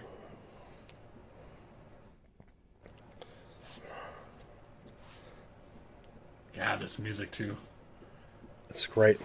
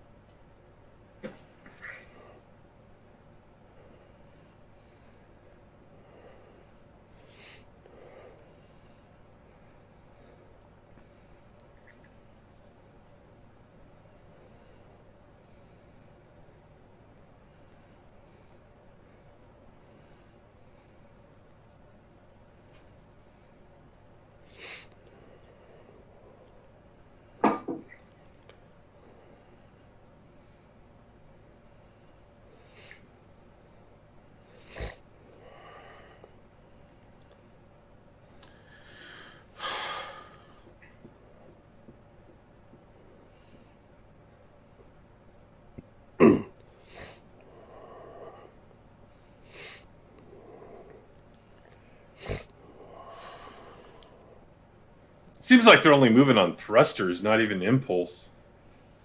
Yeah.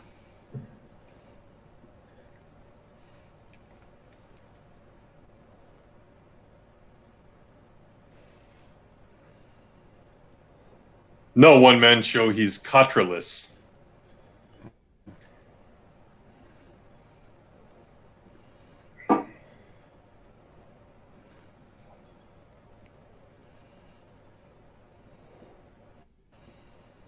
Teresa.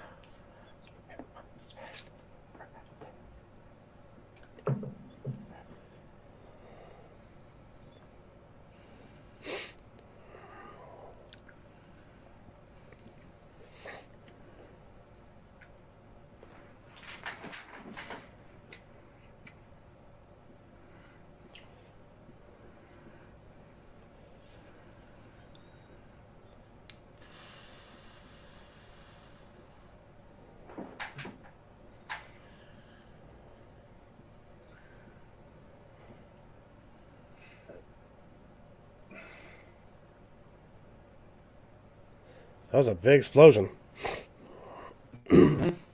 Wow.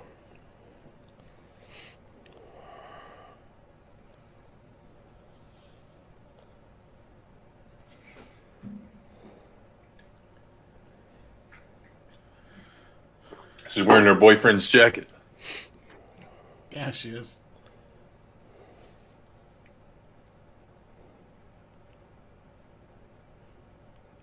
Used all the gas from the nebula to make a planet.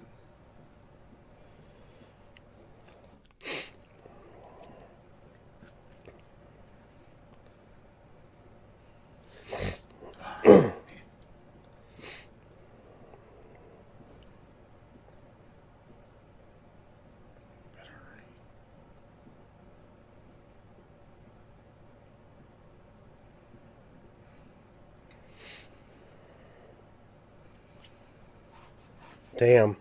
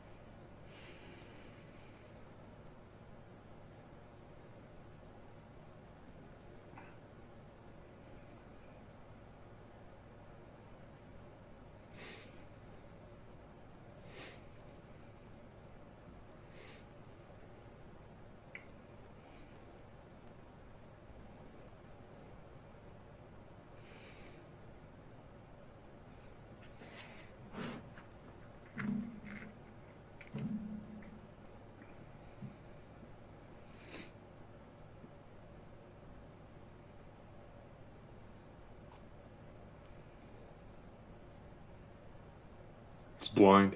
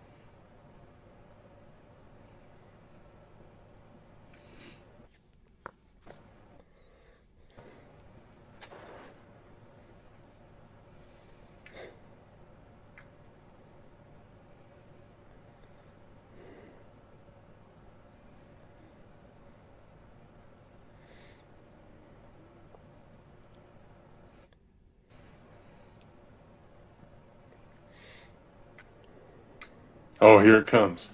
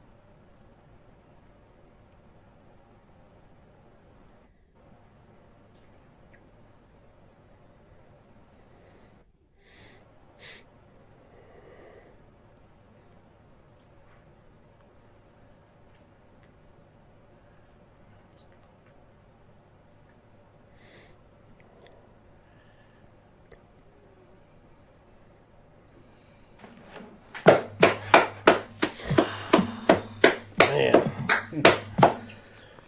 Yes, absolutely.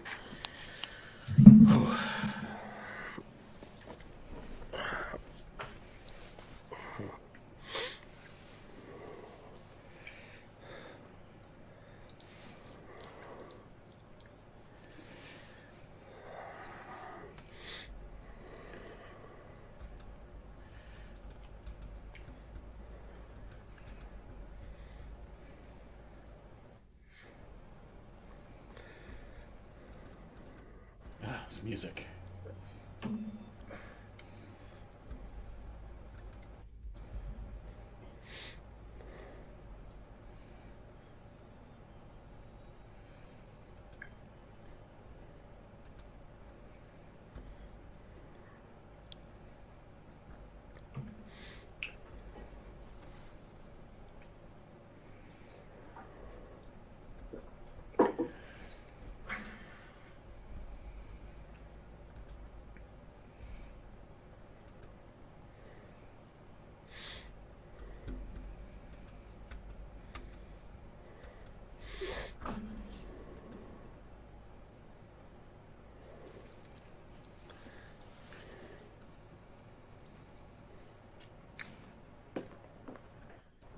Great music. Mm-hmm.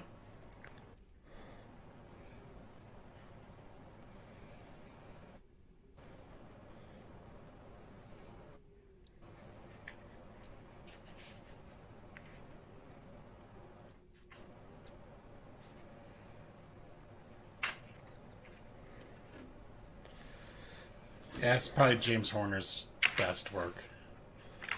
Yeah. It's really, if you really try well and watch done. those battle sequences if you try and watch those battle sequences without the score behind it, it'll work. It It's that changes score it. that sets that tension and sets that. And this is, I think this is a case study in like how a musical score can impact a movie or a sequence in a movie, and how powerful it can make it. This is how you do it. Yeah. Yeah. Page. This is how you do Star Trek. I mean, God.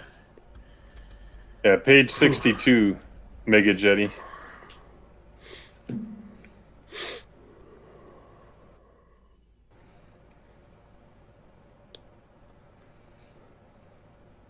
Oh, it's in there. It's in the book. Mm-hmm. That's what he's talking about. They probably could. They probably couldn't get Shatter to say the line. You know. Yeah. Maybe. Jeez. Although I don't think Sulu at the time this movie came out had Howard Stern in his ear yet. Yeah. Yeah. I don't think Howard Stern was a blip yet when this came out. Yeah. No. He was nothing at that point. No, yeah, he wasn't. Just a regular radio DJ. Yeah. Yeah. Like a country station or some shit.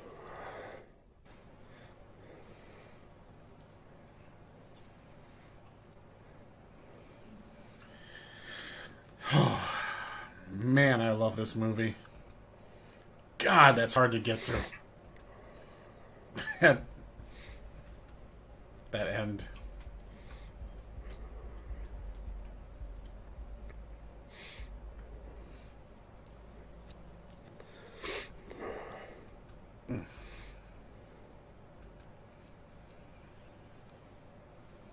You're like sitting through the entire credits. Yeah, the music's, because I like doing that when the music's that good. That's something I like to do.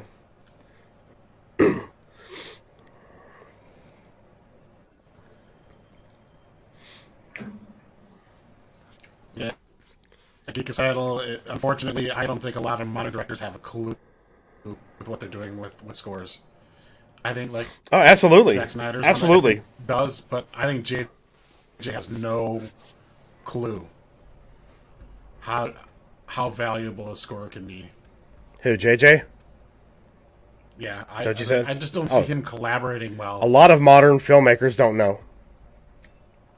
Because you look at the sequel trilogies, it's still John Williams, right? It's just forgettable shit. It doesn't But it wasn't a have... character in the movie, and it needs to be a character in the movie. You don't, leave the film remembering specific score sequences. Like, like when you did with, like, the prequel trilogy, too. Like, you left, like, oh, my God, that one song. Or that one music in that one scene. Man, I remember that. It's in my head. Well, you hear the music, and you instantly can picture the scene it belongs to and exactly what moment it is. That's what makes a musical score special. Yeah. Yeah. It does. I mean, I can vaguely remember what Ray's theme kind of sounds like, but I don't know the exact tune. No. So, but, think about Revenge of the Sith Final Duel, Bum, bum, bum, ba-dum, bum. Bum, ba-dum, bum, bum, bum, bum, bum. You remember it, and you remember the scenes that accompany it, and you remember even, like, smaller, like, character moments in films that have a good score. If they don't convey that well, it doesn't hit as hard. Yeah. It doesn't. So here's the question I have for you, Jeff, on this movie. Like, and this is a good way of approaching it. Name something wrong with it. It's hard to find anything. Tread. Did you froze for a minute? Yeah, there's nothing. I can't think of anything like I would say.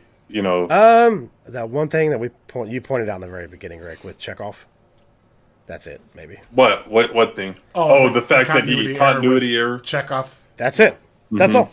There you go. Well, they tried to backtrack that and say, he wasn't on the bridge, but he was on the Enterprise. He was on a lower. Well, that works. That works. Yeah. Okay. I'm with one man show. It's too short. I don't know. The director's cut doesn't add. I don't think that many minutes. Yeah. But I think it's pretty well paced. Like, it starts off a little on the slow side, kind of building everything, but it's got to set that tone. It has to. Where Kirk is in his mind. Feel old, used up, worn. That line that he has when they're on Regula 1, underneath the planet's surface, setting up his birthday and putting all that in place. The great scene between him and Spock in Spock's quarters. Yeah. We're like, Jim, you proceed from a false notion. I'm a Vulcan. I have no ego to bruise. All that stuff's just important moments that make that last moment so important. And that, like, Kirk's arc in the whole movie, is the renewal of him basically, I mean, he starts off as, a paper pusher, bogged down, restless, bored, feeling old and useless, and at the end of the movie, he's like, rejuvenated, even though he had to deal with the loss of his best friend. Yeah. Yeah. Oh yeah, the lack of a Slavic shower scene. Yeah, that'll work. Okay, yeah, that'll work. Mm-hmm. Yeah, okay. I'm fine with that. Yeah, a Savick and the Sonic shower scene might have been okay to look at. Mm-hmm. I loved her character, by the way. I really did. Yeah, and do you notice in that funeral scene, they show her, and it's like she's almost like breaking down.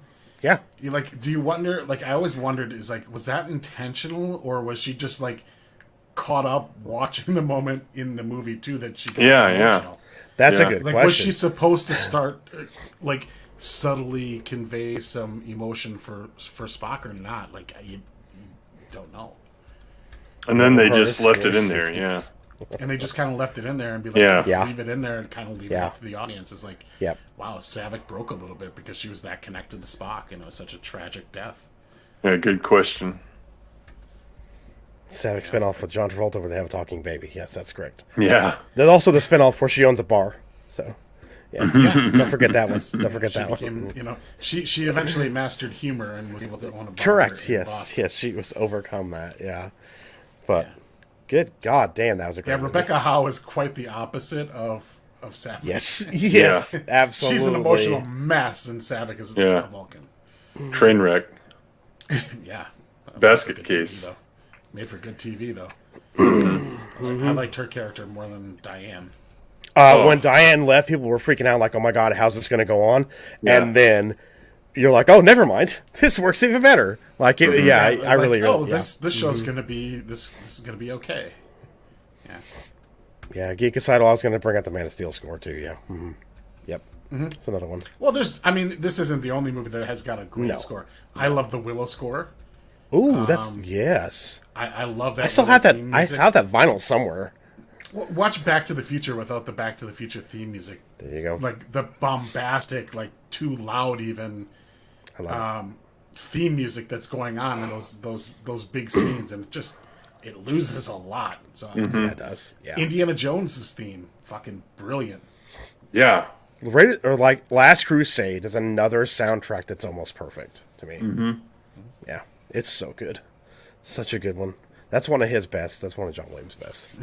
But but that was a really, really good score. Wow. Damn, that was a great movie. Like those ship battle moments where there's I love when that. Enterprise is coming up is aha, you're fucked. I love those moments. Man. It's just there's so much good, and there's actually good comedy in there too. I don't think DeForest Kelley put on a better Bones show than in this movie, because it was just really even his facial expressions and everything. He's not having it. Kirk that double take. I'm not happy about beaming down to maybe death. You better. There's nothing there, right, Jim. Pretty much. That was a great look on his face. Tiny, he was great. Yeah. I mean, he's good in 6 too. Don't get me wrong, but I really like him in this one. This is my favorite movie. I'm going to gush about it, and that's just the way it is. I can see why. For sure. Well, I'm still absorbing it too, and I'm really excited to watch it again, on my big screen TV, and really kind of let it soak, man. I'm as soon as it comes in, I'm putting it in the off camera where you can cry like a baby. Yeah. Well, the fact that it wasn't, long enough, I think that's not a bad thing, because the pacing, I never got bored. I was going to say that. The pacing one was thing so after damn another. Perfect. They didn't miss a fucking beat. It was done so well. There's no part in that movie where I'm like, okay, can we get moving, or why is this going too fast? The sequence, the setup, or nothing like that happened. Everything we in it almost was got a very different ending in this movie. There's a whole documentary about it. Oh, it's great. They interview Harv Bennett, the producer.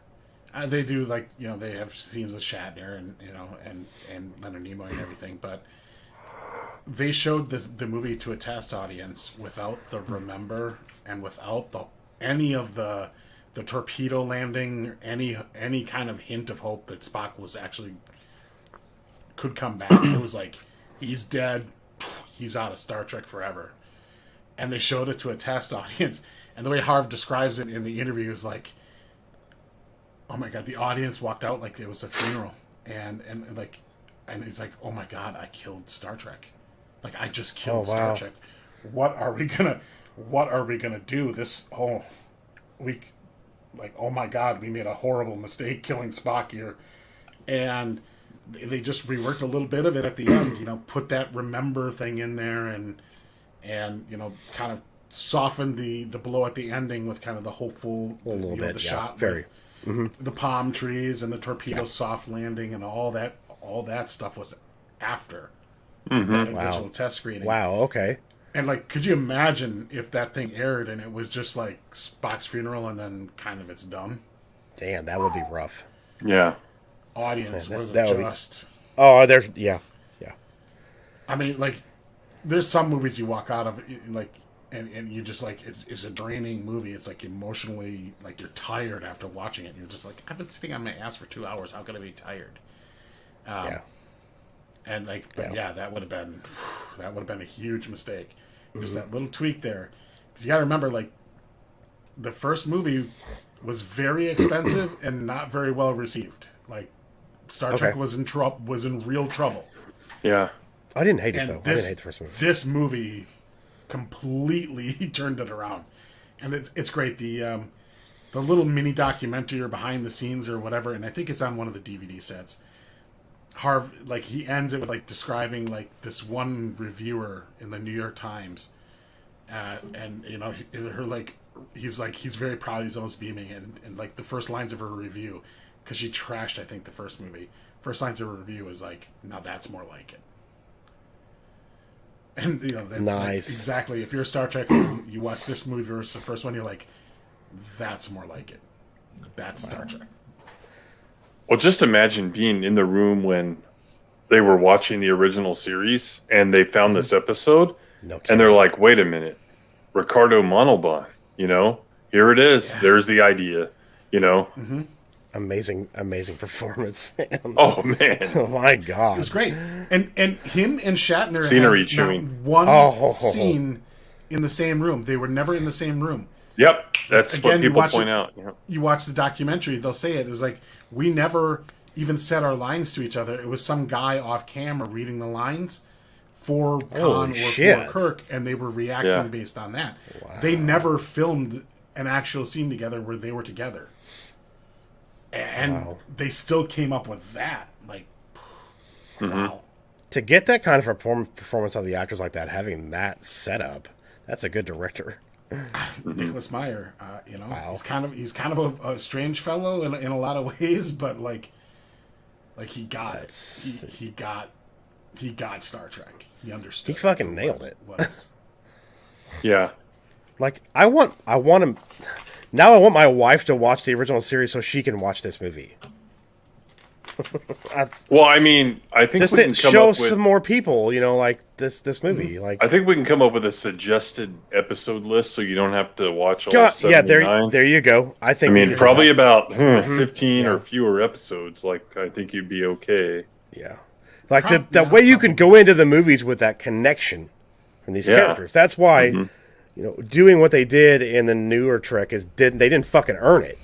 You didn't have that time with these characters to develop. You had one movie before, and then you have Khan just show up out of nowhere, and you're like, okay, this guy who? Yeah. What's the why is this important? In that continuity, they had barely known each other, and they were adversarial. Yeah. At best, they had like a mutual tolerance / respect kind of for each other, but they were adversarial. Like, Kirk really did not like Spock in the 2009 Star Trek. He was pissed at him. Yeah, he was. Yeah, it was they were much butting heads the first movie. So they did not have any of that rapport. So nope. Yeah, didn't earn it. Into Darkness is such. I just don't know how you watch Wrath of Khan and go like, we're going to do that. Right. I mean, because you're stupid and you're going to milk it. You're going to milk the member berries. Yep, that's what he's thinking. You got some balls to try and touch Wrath of Khan. It's like, go to a convention and just ask 100 people, should we remake Wrath of Khan? Oh, they'd kick you in the balls. You're going to get 99 fuck yous. Yes. Like, you're not even going to get no's. You're going to get 99 fuck yous. No, and then, don't do that. No, what are you, fucking stupid? One SJW New Trek tard will go, yeah, do it. Do it. And make it better. But do it, but make them gay. Mm-hmm. Make him all POCs and make them all gay. Yeah. Dumb. Yeah, he was just saying that too. Small time. Can't believe it. Can't. Yeah, that JJ. Yeah, I mean, you get the monobond performance. You get the characters. You know, Kirk, Spock, and McCoy primarily. Yeah. You kind of get some new blood in there. You know. You get these amazing space scenes, and again, that looks more real than a lot of the CG that you see 40 years later almost. And I know. Old. What else? Models are better. The music, just the pacing of the movie, and we actually know what pacing means on this show. Yeah. Yeah. Just every single thing about it is, I can't really complain. I know, Timon. Could you imagine, like, recutting, like, taking this movie and then recutting it and throwing in, like, the 100,000 little missile things that are in, like, 2009? Oh, in these battle scenes where it's just, like, fucking missiles going everywhere and just pew, pew, pew, pew, pew, pew, pew, pew, pew. Like, fuck. I can see JJ right now seeing that scene and going, yeah! That would make it needs more missiles! Better! Yeah. And it's like, oh, that so ruins all the tension and the chess match. That's the fucking point. And he missed it. Right there goes the point. Right over. Like, every time with JJ, he doesn't understand. It's like, I'm laughing at the superior intellect. Yeah, exactly. Yes, that made him really mad. Oh, I know it did. Yeah, it really fucking did. I love that moment. It's like, me too. Khan, I'm laughing at the superior. I love that. I love that. No, sir, you have Genesis. Full impulse power. Damn you! Revenge got the best of him, didn't it? Yep. Yeah, that was the whole point. Yep. Yeah, goaded him right into it. It was perfect. Yeah. Kirk's like, I'll say this for him. He's consistent. Mm-hmm. I mean, this is perfect. That's another plus of the movie. It had an actual moral, Yeah. So, I mean, just golly. And then, not only that, but back history with Kirk that totally wasn't forced, but easily could have been. So that worked. I don't know. It's almost bulletproof. Yeah, I don't know. I've never actually tried to find YouTube videos of somebody who's like, Wrath of Khan is shit and here's why or anything. I'd be interested. Yeah. Well, I don't even want to see him because I would feel compelled to respond and waste time doing a response video. Yeah, no kidding. Hopefully it's not half as long as your comment on my video today. Oh my god! I told you I was writing a fucking novel. No, it was excellent though. I should have done something like that in the video itself, but if I use big words, probably a lot of viewers are like, "Oh." So I don't think I used any stunning. Well, not big words, but when you start talking that way, some people are just like, "What?" So you just gotta kind of use pictures and stuff to make people think, and let that idiot speak for himself. But yeah, great movie. I'm sure you weren't let down by it. I'm sure you believe us now that we weren't overplaying its value. Absolutely, yeah. I knew in the first 20 minutes. So now I don't want to say it's downhill from here, but let's just say. Well, I mean, it technically is. It's the best of the movies. I mean, so yeah, but it's not downhill. It's more. I'm still excited to see it because of the characters. I love Star Trek 3, so I'm it's good. To go to Star Trek 3. Awesome. I'm really you get Klingons and Oh, sweet. Oh, cool. Krug. I love Krug. He's awesome. Awesome. I think Jeff is gonna like 4. I think you'll really like 4. Okay. I do. Yeah. I think he'll like everything except for 5. Oh my gosh. Five's rough to get through. Yeah, I'll be talking about 5 when we get there, and then 6 is just barely not as good as this one. I fucking love I heard you guys saying 6 was mm-hmm. Six is fantastic, and it's Nicholas Meyers' return to the directing chair for Star Trek. What? Yeah. So Nicholas Meyer, who just directed 2, Yeah. and then I think it was Leonard Nimoy did 3 and 4, Shatner did 5, and then Nicholas Meyer came back and did 6. Mm-hmm. And it probably wasn't Shatner's fault on 5, but no, he just had a bad. 5 would have been yet another dumb or middle of the road season 2 or 3 episode where it's like another god entity being thing. It really just, it wasn't a movie quality script or story.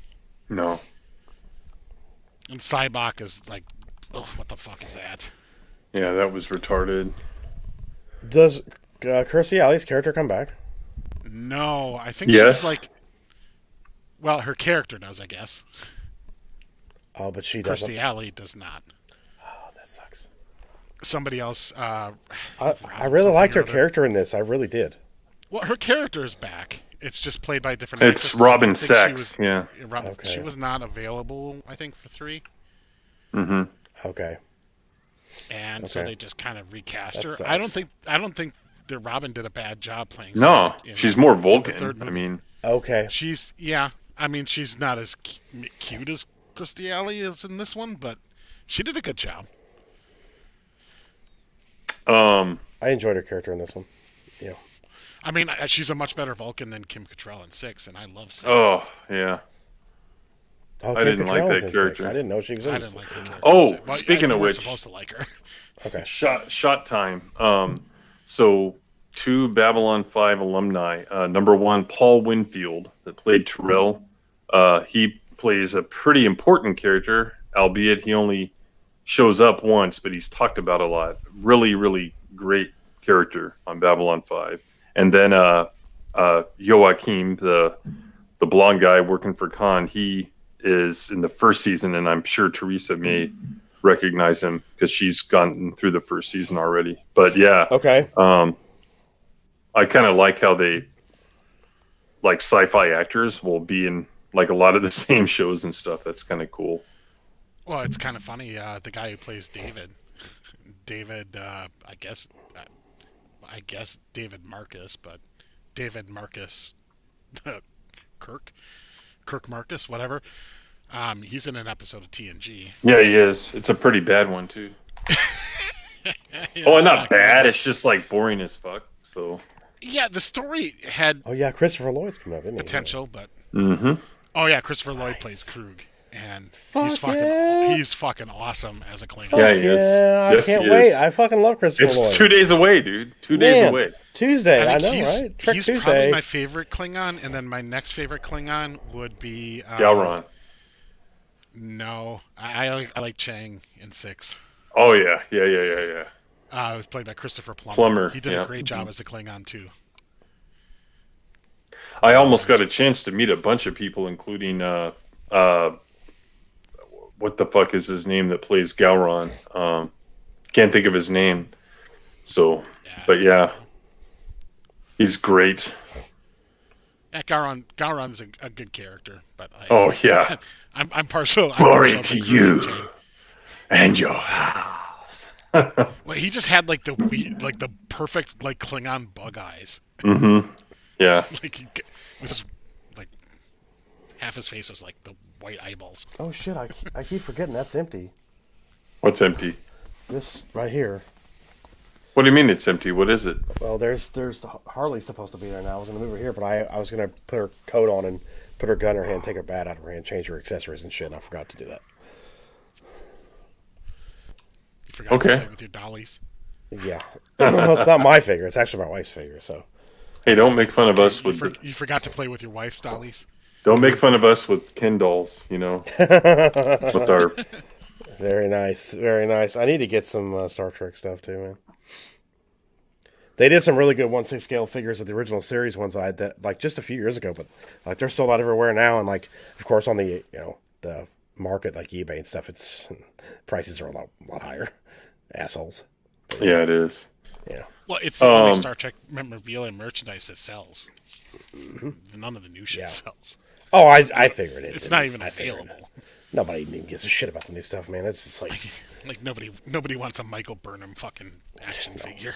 No one wanted the JJ stuff. Toys R Us before it went out of business. Yeah.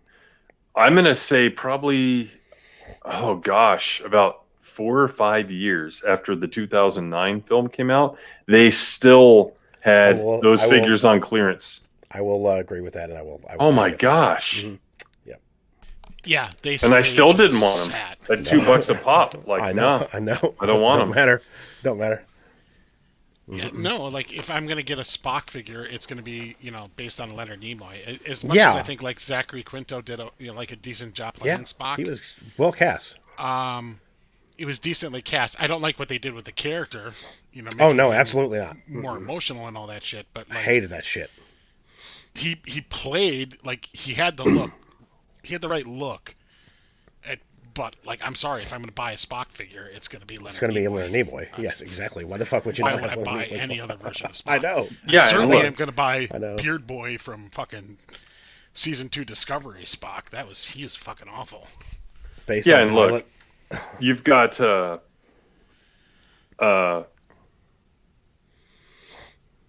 was I going to say? Spock. Buying Spock merchandise. Shit, I don't remember. I lost it. But wait, what? Yeah. Toys R Us is closed? Yeah. I think they have. I think some locations have. Some of them are, yeah. But it's owned by a different company and all that shit. But yeah, this movie is eminently rewatchable.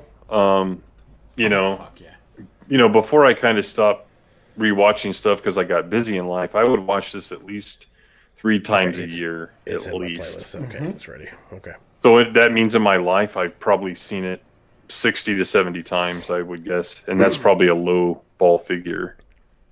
Oh, I'm well. I think I'm well past probably the 200 mark for this movie.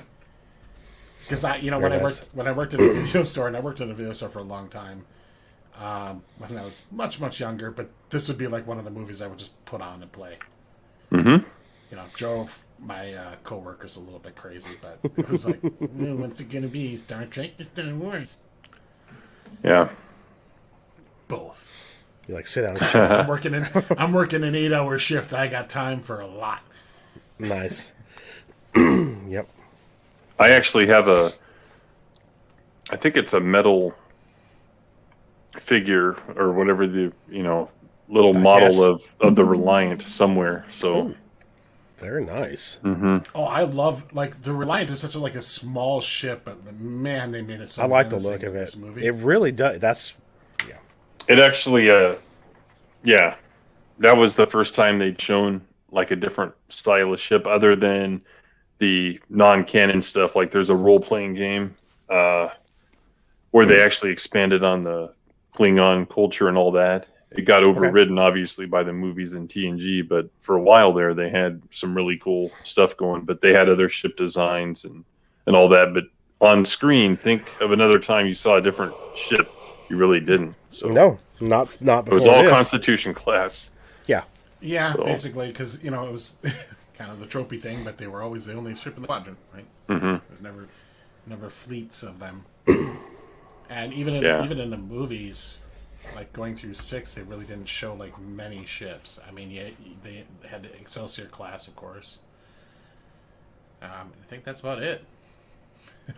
The Grissom was a different looking science ship too. Yeah, this was Grissom. It was a no berth class. Yep. Yeah. Nice. Which we'll see next movie. I did. And a woman show says, not sure which film I've rewatched the most. Tim, do you know which film you've rewatched the most? Star Trek? No, anything. Just anything. A New Hope. I've seen it. I think I stopped counting at 400, and that was like... Yeah, I stopped counting a long time ago. Long time ago. So, 400. I would say probably Empire Strikes Back. well over in that around that area, 200-300 times. But right behind it, like really close, is John Carpenter's Halloween. Right behind it. I watch it a lot. It's so good. So, Daniel James says, cannot wait for the rewatch tonight. Man, that's awesome. Thanks for doing that, buddy. Yeah, love Daniel. Yep. Yes. And Daniel's got some awesome like ships and stuff in his room. Oh, I know. He used to draw them too. And I did as well. I would try to come up with, okay, we're going to put the nacelles here, And, Nice. Yeah. I loved listening to when they were hitting the ship in certain spots. You'd be like, they're hitting this part, and they just hit above this part. That was pretty cool. Yeah. I like having that. Yeah, I figured you meant the stream, Daniel. Yeah, cool. Yeah, even the sound design in this movie was spot on. Like, you notice when they're beaming down underneath the planet, they had the beaming sound effect, but then it was like echoed to signify that they're going below the surface, and that's detail. That's a good. It had this echo reverb effect going with the normal beaming sound effect. Just that level of detail on that stuff really. Again, I don't want to shit on modern movies, but I don't think that modern movies get the value in sound design and musical score. Well, and how much it can really add. Right. Halfway through the movie, I mentioned the sound effects and the sound design, something like that. I mentioned it during the stream. Yeah, it's just really well done, man. That weird kind of when Enterprise is takes out the nacelle and everything, and then it has this weird kind of sound reflection again design, like the sound reverberated off the bottom side of the saucer section. I mean, just cool stuff like that really just kind of adds to that moment. There was when the Enterprise docked, the science station, looking for the Genesis and the crew. Mm-hmm. Their sound work comes in and slows down right there. I was like, God damn, that's great. I was just thinking that in that scene, it was just a really well done sound. Oh man, it's so good. Yeah, and it really makes the scene it just kind of brings out a lot more in you when you have something that you believe that you're hearing what it should sound like. Yeah. Well, and then when they're first searching the lab, and kind of goes into this little mini horror movie kind of vibe. That was great. The sound effects and that was great. And the musical scores. Loved it. The little hints there to kind of amplify that little jump scare with the arm. When McCoy runs into the arms. That was where the director's I want to have a horror scene. Mm-hmm. But I need to find a way where it's not forced, and obviously I just wanted to have a horror scene. Yeah, and it works. Yeah. Mm-hmm. Nice. It was pretty well done, and then again, McCoy was very spot on. And he's just like, Jim. I agree with that, Tim. I really do. Jim. Yeah. That was great. That was a great sequence. That's one thing that I think stood out this time. Maybe I was just paying a little bit more attention to it. But it was so well. I agree with Blake on that. Mm-hmm. Yeah, really was. Yeah, too. You don't quite get the fire moment that you get in Star Trek 6. No, you get two moments in Star Trek 6 that are very, very gratifying. Target that explosion and fire, and then fire. That is a really those good moments point, are Tim. Yeah. That's a good point, Tim F. Modern movies are missing the grit and storytelling, the world building, good dialogue, and landscape. That's right. It's very true. Very true. Yeah. Yeah, L.A., no. New York, yes. Yeah. But and the funny thing is there's no reason that they can't do it. I just think they're getting away with not doing it, so they just don't care. No. And then again, I think directors kind of have lost. You think of directors that really understand musical scores, and then you go back to it, and it's it's the ones that John Williams has worked with. Spielberg's. Lucas certainly had an understanding. Yeah, he sat in there with John Williams the whole time. How important the musical score is, because you can see the behind the scenes stuff where he's going passionate. over it with John Williams. And I just get the impression for like the sequel trilogies, Abrams is just like come up with something and then give it to me. I literally was going to say the same thing. I was going to say the exact same thing. I feel like he walked in, had a meeting with him, and was like, here's the story, here's the outline, here's the characters, blah, blah, blah. Do what you're going to do. We'll talk to you later. See ya. And he'd come in, maybe check a couple of things here, and they'd be like, yeah, sounds good. Later, guys. Yeah. And I just don't even get the impression like Williams had access to the cut of the movie, even to like really, because one thing Williams does well is times those musical beats with the action on the scene, and you got to have the cut of the movie to do that. Yeah. And if you don't have the right cut of the movie, that none of that works. All that timing is off, or you have to go back and try and rejigger it in order to match the timing. Yeah. I don't think that people care about that anymore, to be honest. I really don't. You can tell. I just don't think they put enough emphasis on it. Like, I'm sure there's plenty of good composers out there that can come up with good shit. It's just that they don't put the effort in it, I don't think. Because I think it's just one of those things that a lot of directors get so caught up in the visual shit that they're missing that there's that whole other element underneath it that makes enhances the visuals and makes them even better. And there's one modern director that I want does 1,000 ships on the screen, and that's what I want, and that's what we're going to do. There's definitely one modern director right now that does a good job with the music scores and talking to his composers a lot, and that's Zack Snyder. I mean, he does it a lot. Yeah, I would say that typically his movies did. I think like Ridley Scott was one that Ridley Scott too. That's another one. Mm-hmm. Really kind of understood that because, God, you take like he did Gladiator, didn't he? Yeah, he did. Yes. Right. Oh yeah. And then fucking Zimmer did the score to that. That was brilliant. That's another movie where you take out that score and like, whew, it drops a lot. God, man, that score is a brilliant. Important part of that movie. Top 10, I think, man. I think so. When it's showing that grandiose shot of Rome in its heyday and the Colosseum and everything, you strip that score out of it, and it just doesn't feel as grand. I haven't seen that movie in a long time. It makes me really want to go watch it now. That film is just amazing. Gladiator. I thought it was overrated at the time it came out because everybody was raving about it. And I'm like, it's a Gladiator movie. How good could it be? And I watch it. I'm like, oh, it's pretty fucking good. I mean, it really is. Do you want to know another good soundtrack and another great movie? Probably, my favorite non Star Wars, non-Star Trek movie, and I think I've told you guys what it is before. Do you remember? Master and Commander of the Far Side of the World. Yeah, that's right.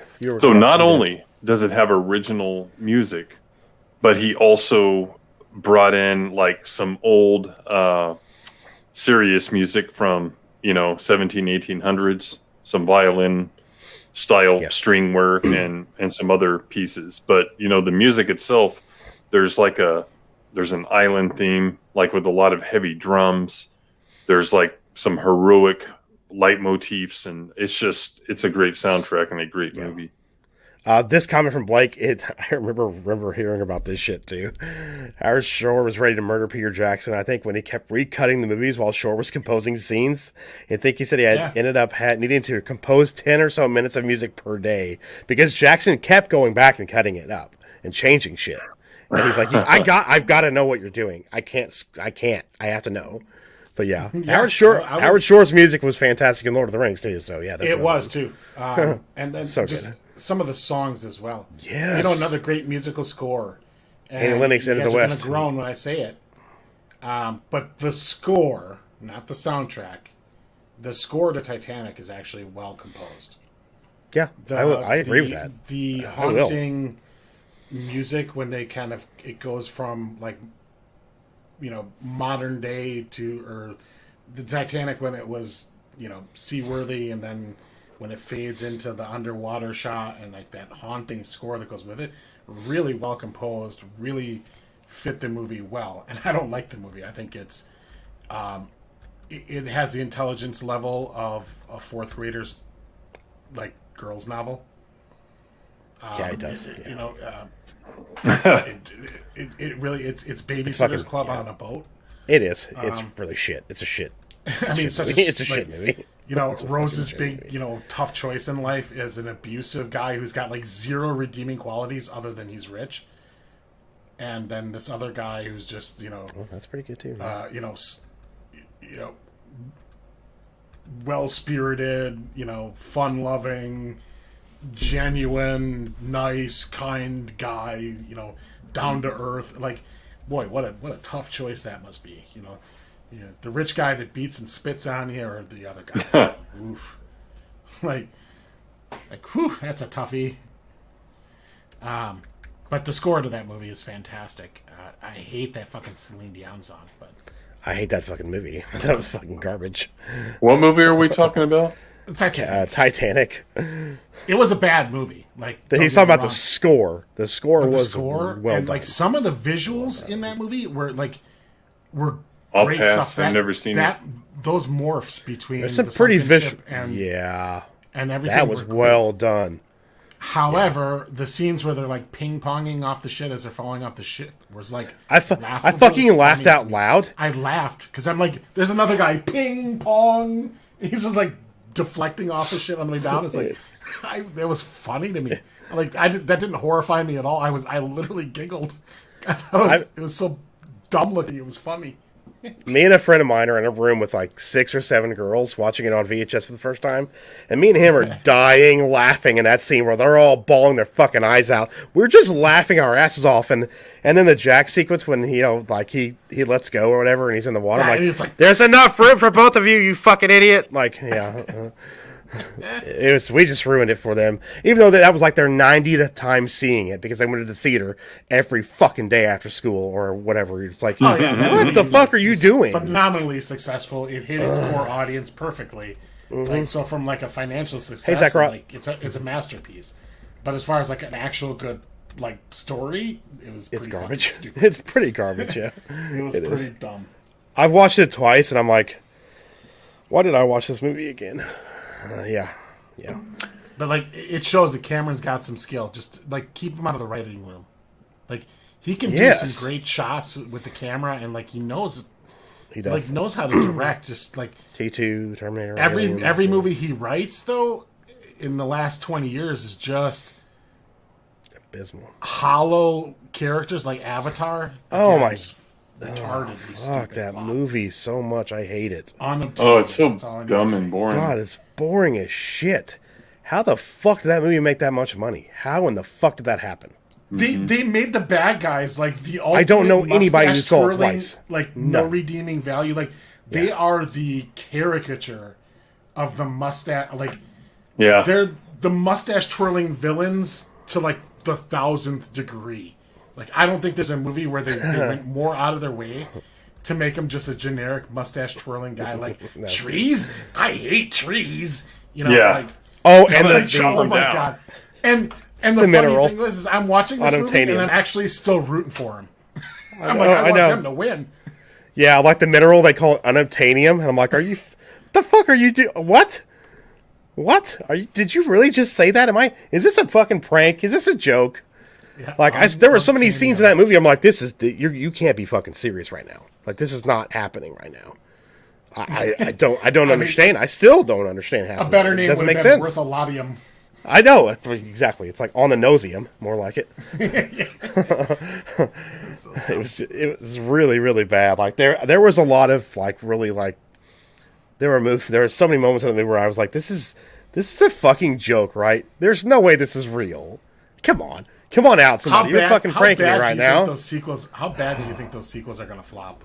All bad because he's way past his window, way past it. Well, like, I don't think anybody gives a shit about Avatar, really. Like, ooh, I really need to see this. I'm sure they'll run the hype machine and, like, do a mega ad buy. But isn't he, like, filming, like, the next 3 together or 4 together? Four. Oh, There's going to be, like, 5 of them. It's like 4 or 5 sequels coming, yeah. nope. Like, How much money he's going to lose now because if the theater system is still going on, what's going on now? Yes. Fuck, Yes. dude. There's Even no with way. the I hope it theaters, loses a ton of money. That's great. I know. And it's a Disney property now. I know. I can't. It's going to flop like a motherfucker. It's going to flop so well. Goodbye, Disney. It's not I going to would do have said, anything. like, I want to dude. buy Fox Studios, but not Avatar. You know what that was? That was like a normie movie. I went over to a friend's house about 10 years ago who was a Fucking normie. Fern Gully. And he It's puts it fucking in the Pocahontas. DVD player. Yeah.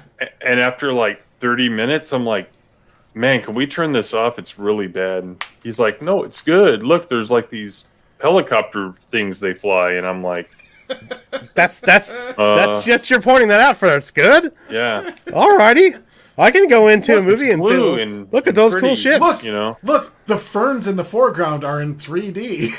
Yeah. Woo. There's 3D dude. foliage everywhere. Wow. Oh, it's gonna die super hardcore death, man. Oh, the budgets like he's right. The budgets they're giving him for these sequels are fucking insane. Insane. I can't imagine that people are just going to be like, it was a gimmicky thing for the 3D when it came out. Like, I don't think people went to see that movie because they were really invested in the characters or the story. Because it was a stupid amalgamation of, like, Fern Gully and Pocahontas. And, like, people, like, instantly recognized it. And there's just, the characters aren't, like, ooh, I really care about Jake Sully. No. I don't give and it's what's his name, that actor who's fucking, he's like the Jai Courtney of his time. He's really bad.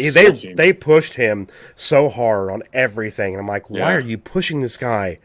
Sam, what's his name? Sam something. He's really no.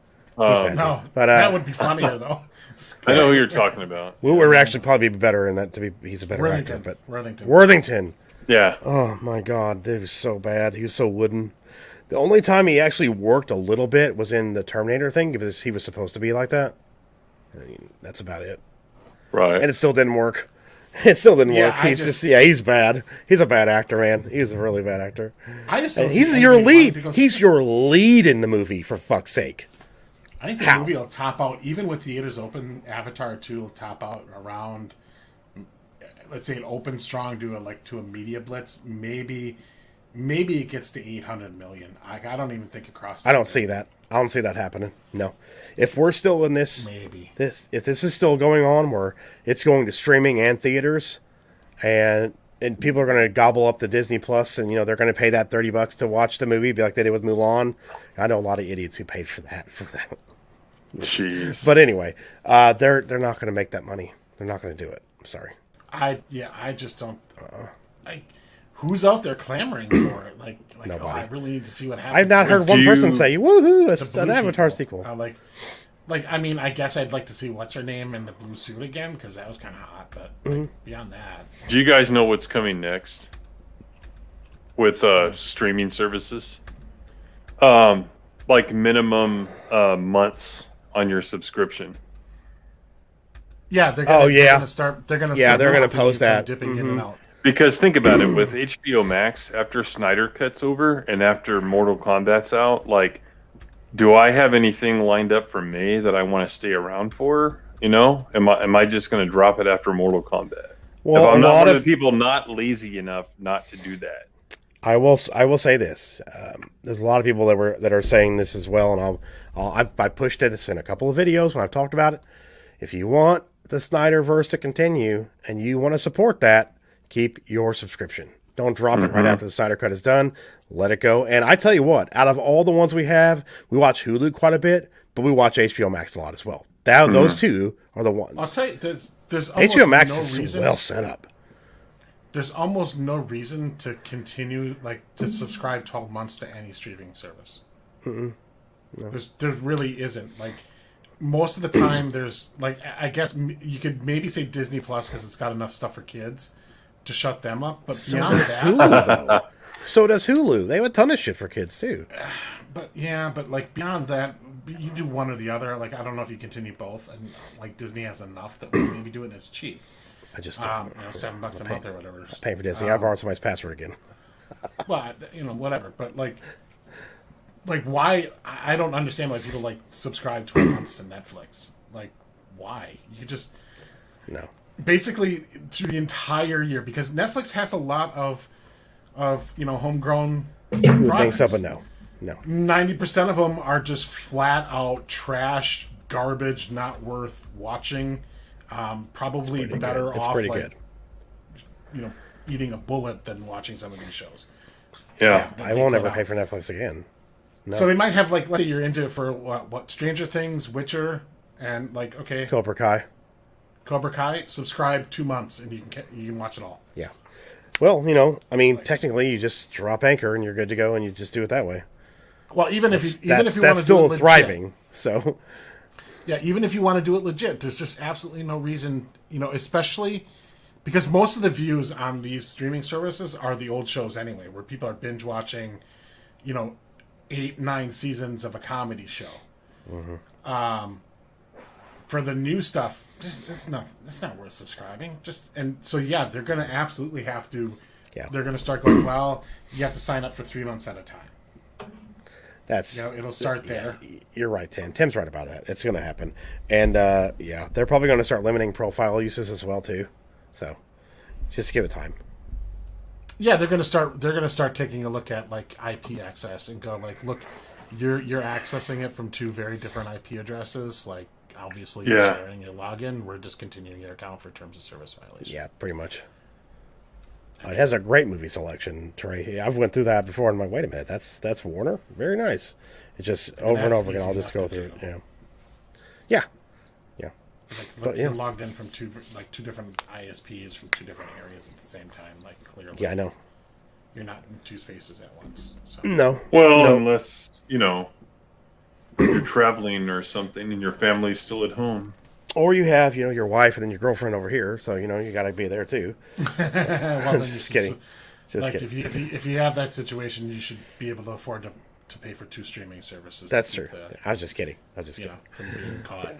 Well, it's just like the toast they made in Master and Commander, like, to wives and sweethearts, may they never meet. I need to rewatch that, Tim. I've seen it a couple times. Oh man, I really liked it. Yeah.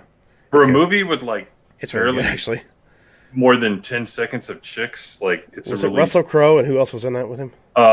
What's his name? Paul Bettany. Paul Bettany, that's right. Mm-hmm. Yes.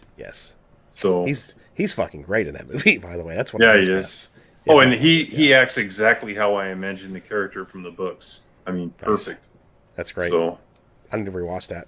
I need to do it. If they start doing those again, I'm actually looking at a picture of Russell Crowe on my screen because he's popping up as a suggested video, and he weighs a lot. So if they ever continue those movies, my idea is Captain Jack needs to be Ewan McGregor, and the Doc needs to be James McAvoy. I think that would be a great combination for the characters. So, Trey, I believe that's Peacock. I believe the Universal it's cheap too. Universal is on Peacock because it's NBC Universal. Yeah, it's cheap. Like I said the other day, my friend has got an account, and he's like, "Here you go. Here's the password. I don't want to use it as much, but I got it for this specific thing, and it was The Office." So, I had to get it for Yellowstone for my wife. So. Oh, nice. Okay. Yeah, it's pretty cheap too. Yeah. Here's what I hate the most about streaming services: the model is it doesn't give consumers an opportunity to vote with their wallet on a TV show. Yeah. So, like, it's the Hollywood dream because now there's like, if everything goes streaming, then there's actually no meritocracy left in film because all you got to do is make stuff that doesn't piss people off enough that they cancel it. If they just avoid it, it doesn't matter because you still get a subscription. That's right. So like, without ad revenue that's tied to actually number of people viewing things, there's no real way for the audience to impact what gets produced. Yeah. Or there's the thumbs up and down probably doesn't matter. No, because it's like even if they cancel a show you like all they have to do is have one other one that they still carry and you'll still stay subscribed. So it doesn't matter. Like the judgment on whether or not to cancel a show is going to be solely based on will people cancel the service if we cancel the show. So even if you have a show that 10 million people are watching, if 10 million people won't cancel your service if you cancel that show, then the answer is always cancel the show. Because you're wasting... But if they're not going to cancel the service, then why spend $1 to produce the show? And you get no... There's no reward system in place for popularity other than maybe merchandise sales, I guess. And that's... I think that's a recipe for a substantial decrease in quality. Mm-hmm. And even more woke shit, because... Oh, yeah. There's not... well, nobody's watching it. Well, who cares? Like, they're subscribing for the other things. It's the ultimate, like, socialist thing. Like, oh... Doesn't matter. Like, I get a piece of everybody else's revenue, whether or not people are tuning in for my shit or not. So I'm good. I don't have to make anything great.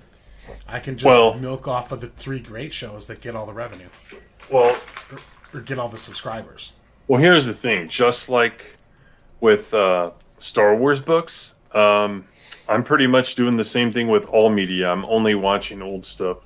I can't, other than Cobra Kai, I can't think of anything else that I want to see that's first run. So I'll go back and watch old shows, like we're doing tonight. Yeah. So there's plenty of content out there. So there is. Mm-hmm. And hey, that's not my idea. Like, Gary and them have been talking about that for months now. So yep. I heard that Babylon 5 is actually becoming really popular on HBO Max right now. So good. Yeah. I need to start burning through it because I promised people a stream on the first season.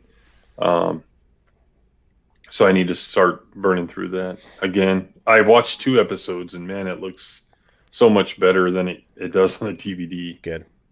And again, it's in 4:3, which, a lot of people, and so is Justice League Snyder Cut. So, it is what it is. But point is, it's in 4:3, and no, it doesn't look high definition, but it doesn't look like absolute shit like it did on the DVD. So good. That's good to hear, man. That's really good to hear. I was worried. We talked about that before. We were a little worried about that, what it was going to look like. So yeah. Well, yeah, they're using the iTunes version of it where they cleaned up some stuff. So good. And I heard Ryan say that people have been saying that Snyder Cut's probably gonna be at like midnight Pacific time. Yeah, so like 2 a.m. for me. So it'd be like Mandalorian. But see, I don't want to burn 2 days of vacation, so I don't know what I'm gonna do. Mm-hmm. See, and I think that's a mistake. See, I don't. Especially streaming service that doesn't have like a major network tied to it, because Warner, what is CW? That's it. They don't. I mean, so you have NBC, CBS. What I would do if I were Warner or if I were HBO Max, I would find out what the top TV show is for the entire week and release it that time slot that day. Oh, absolutely. Yeah. Mm-hmm. Go right up against whatever top show is out there in the week, just as an FU to the other studio, and to gauge it as well. Yeah. Because that's the reason that they don't release streaming shows in prime time, is because all these streaming networks own network channels. I don't sleep well anyway, so. Or cable channels, and that would decrease their ad revenue. If like everybody rushed to watch The Mandalorian streaming, then nobody would be watching ABC or ESPN. Mm-hmm. So they don't want to compete against themselves, so they just launch it in the middle of the night at an unreasonable time, so they don't disrupt their own primetime programming. Yeah. Which is exactly why Warner should go like right after it. Yeah. Whatever the top show of the week. If CBS has got the number 1 show and it's 8 o'clock on a Tuesday, release cut 8 o'clock on a Tuesday. That's what I would do. Yeah. I was kind of hoping they would follow the same model they did with Wonder Woman 1984. They put it out at noon. Instead of like in middle of the fucking night. I hate that shit. But I hate them I hate that Disney Plus does that shit. They're like, here you go. It's 2 o'clock in the morning. Here's a new show. You're like, I didn't, what? Well, yeah, because they want you still to watch ABC the following day. Mm-hmm. That's right. Yep. Or ESPN or whatever. Yeah, nobody watches ESPN. Sports Wars gets more views than fucking ESPN, I'm sure. Every sport politicized non-objectively. Correct. That is. I've been saying that for 11 years now. Yeah, guys, if anybody in the audience out there wants to fuck Disney, the number one way you can fuck Disney is by lobbying your cable provider to take ESPN off a basic cable. Yep. It's the most expensive channel that you pay for, whether you watch it or not, when you get cable. And it's not even close. Like they charge a carrier rate, which is like a per subscriber rate Hey, to Subhuman. Comcast or whoever. Get it off a basic cable. That'll fuck them so hard. That basically bankrupt ESPN. Hey. Yep. 2 p.m. is about 2 p.m. for China. Hey. I haven't seen. I don't think I've seen. I think you've popped in a couple of our streams, but I usually see you in Ryno's chat too. So thanks for stopping by. Appreciate it. Like I think you're paying on your cable bill more for ESPN than for Disney Plus. If you have. Oh, Disney yeah. Plus.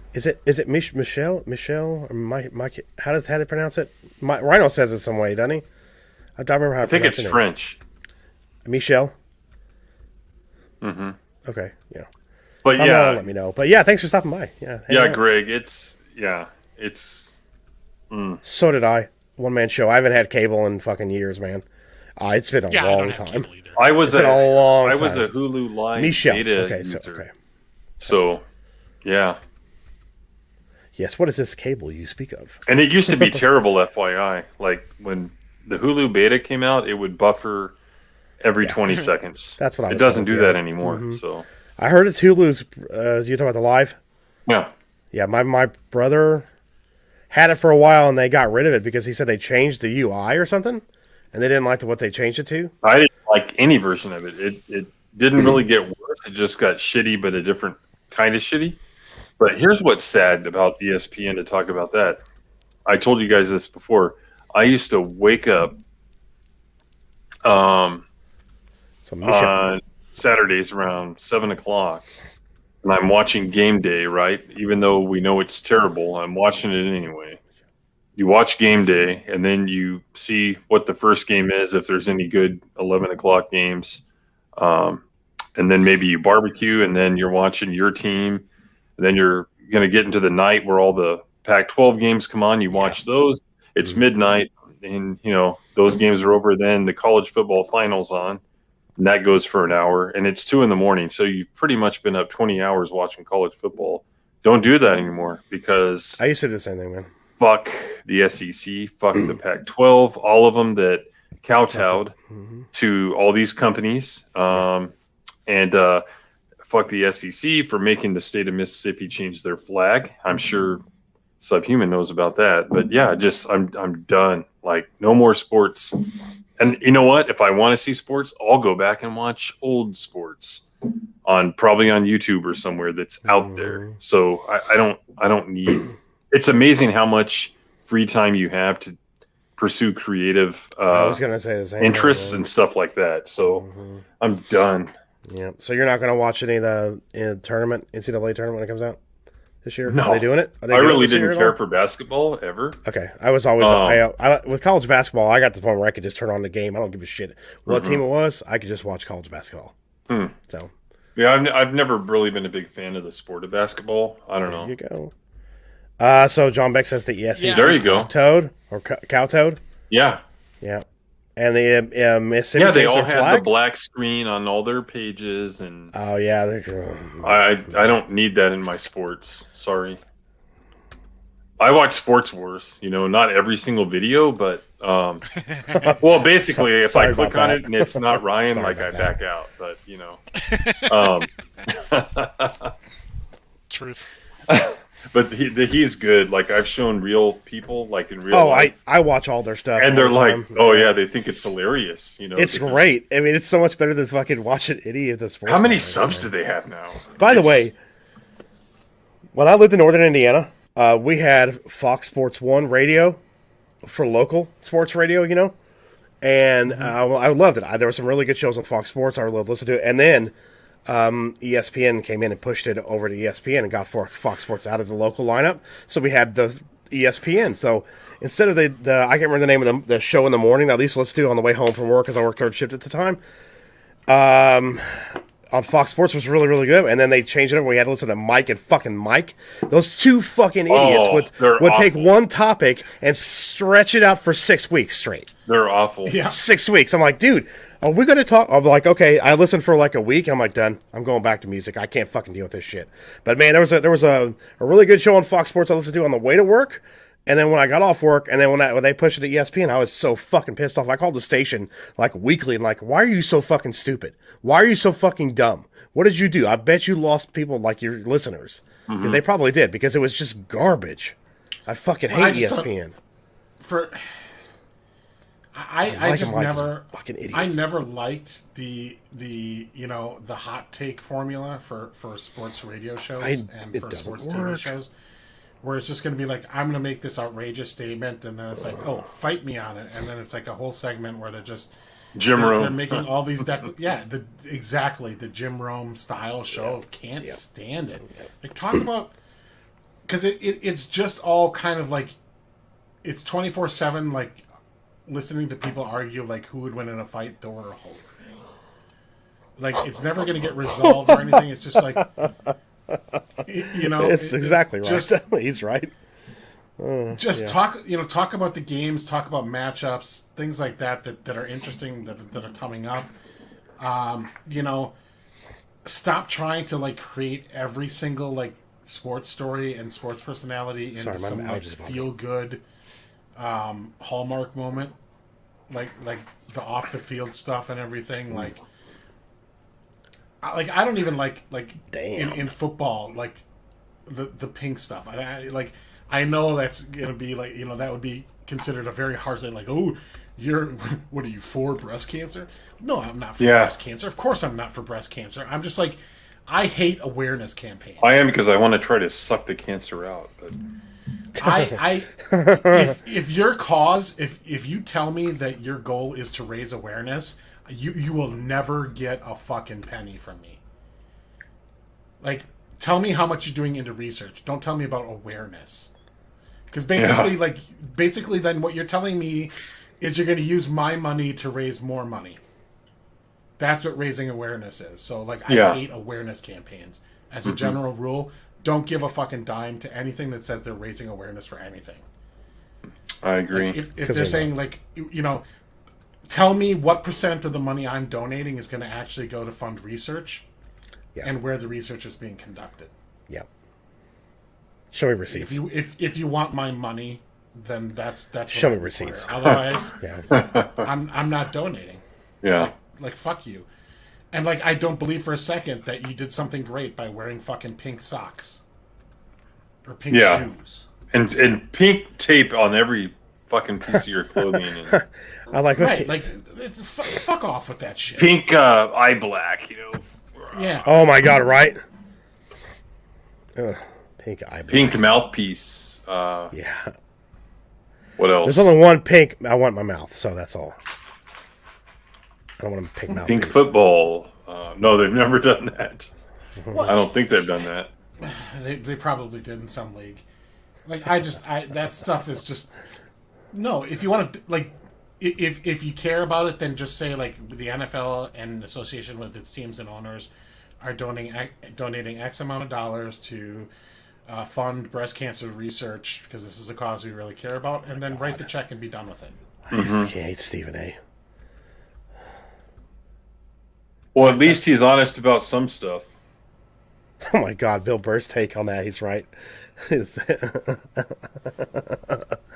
Burr has the best take on those campaigns. So, I'm not going to read it out loud. Well, in a lot of cases, it's like true. Fucking hypocrisy. It's like, you guys are like the opposite of the moral authority on the subject. Yeah, that's true, Trey. There you go. Let's just get let's get that league stacked to 24 teams and let's go with it. So let's do it. Fuck it. Yeah, you can't. Fuck it. Because a lingerie football league is going to fail. Because you know why? They're just going to turn it into everything else. Because they're going to have some fucking like 6'7", trans 400-pound man beast claim he's a fucking chick and fucking lingerie and beat the shit out of women. And I'll turn it off. Yeah, like that's. I can tell you that's where that's heading. You can't discriminate against him. He says he's a woman. So Right. Yep. Yeah, that's true. That's true. So yeah, Sorry, the Wrath of sorry Khan. that makes me trans. You're not, but they twist it that way. But yeah, it's Star Trek Wrath of Khan. Yeah. Fucking awesome Yeah, movie. Fucking awesome movie. Just amazing. I'm rating Really time. well done.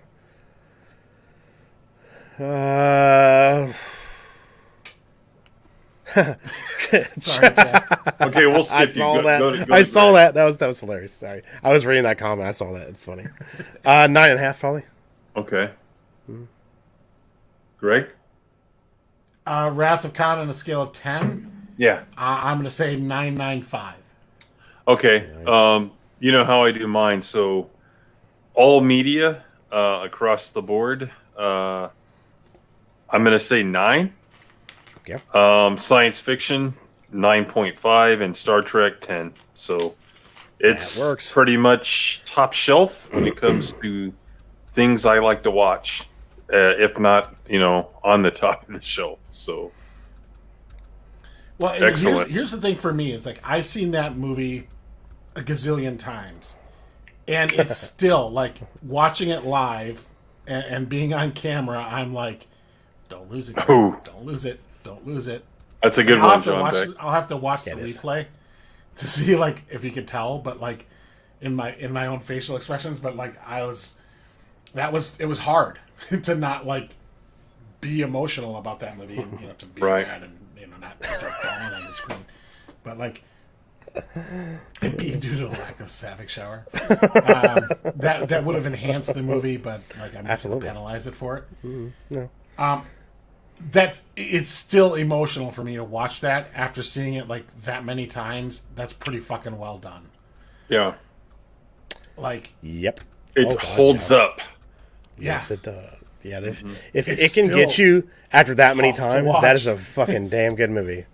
That's how you do it. That's really how you do all the it. souls. Take sisters, fucking and note, brothers. Hollywood, even though you won't. But yeah, we've seen how they take notes. Let's go back and watch the pilot episode of the original series. That's how Spock is. Make him like that. Make him like that. Cool. That's it. Yeah. That's all.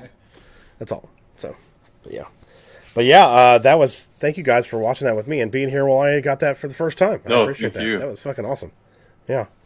Yeah, and the great thing is I'm excited to get to the next one. As much as it's like you'd normally be like, oh man, that was the best, and now what's next? And I'm like, I'm still gung ho for the next 2 for sure.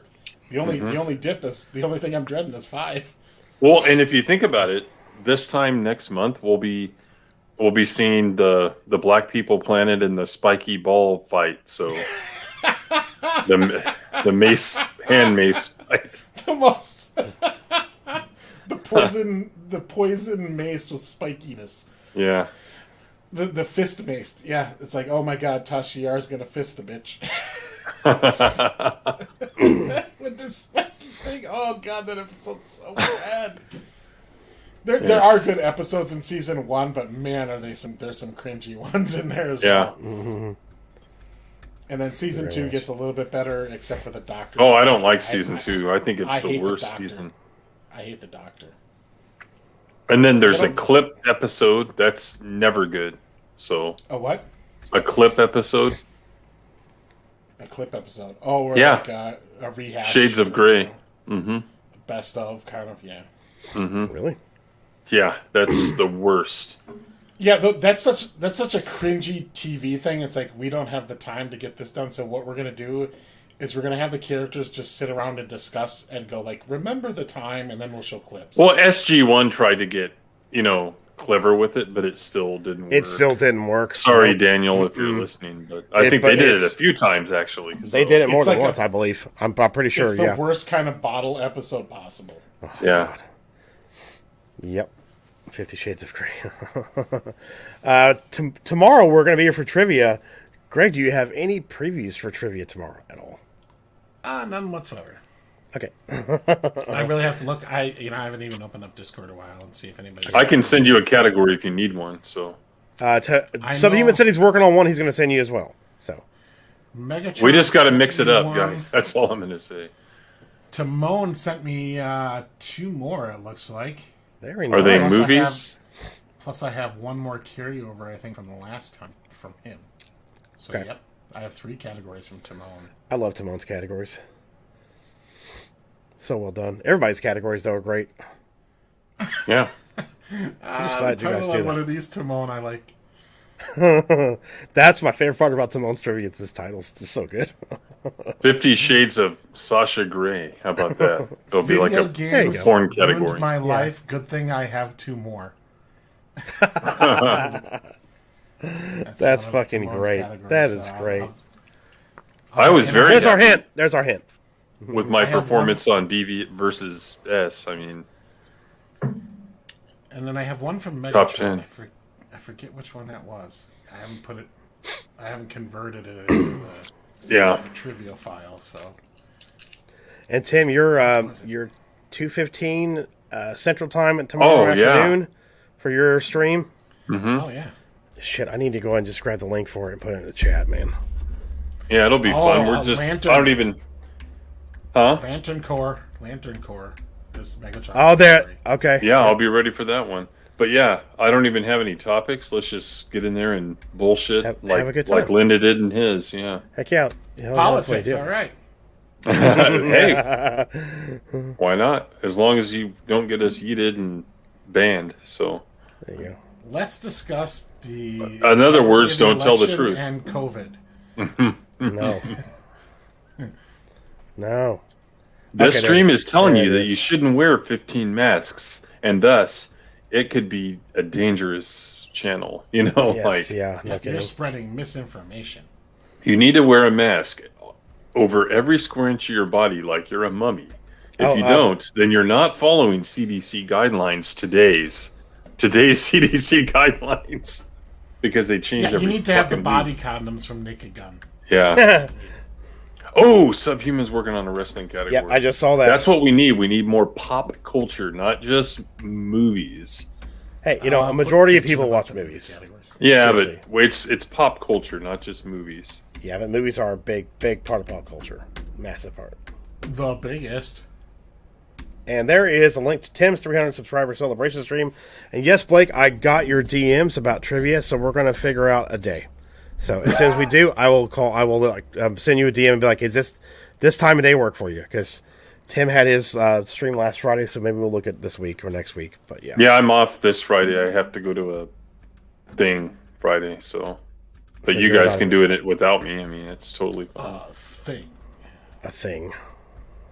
Yeah, like a thing, you know, with family. So Yeah, I know what you mean. Yeah, The ones you I might, can't I might have wait one as well too. for I them haven't. to end, I don't know so. yet. I still haven't met my niece yet. So. Oh,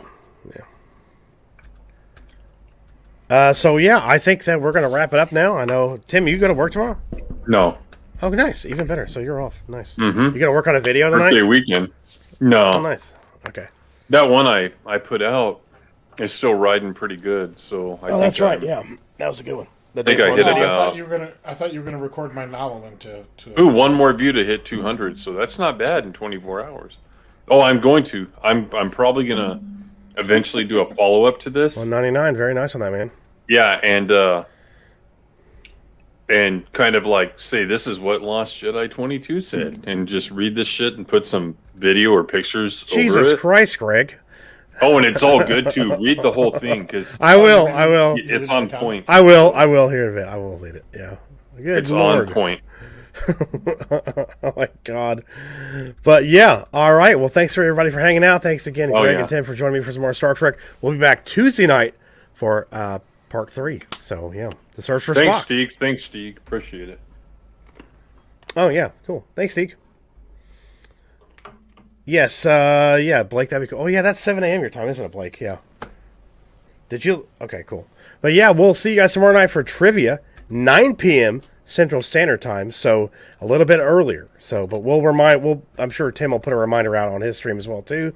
So yeah, but we will see you guys. Thank you all for being here. We're gonna play out our outro now, and we just wanted to say thanks for joining us and watching some Star Trek, and we'll see you next time. Have a great night, everybody. Peace.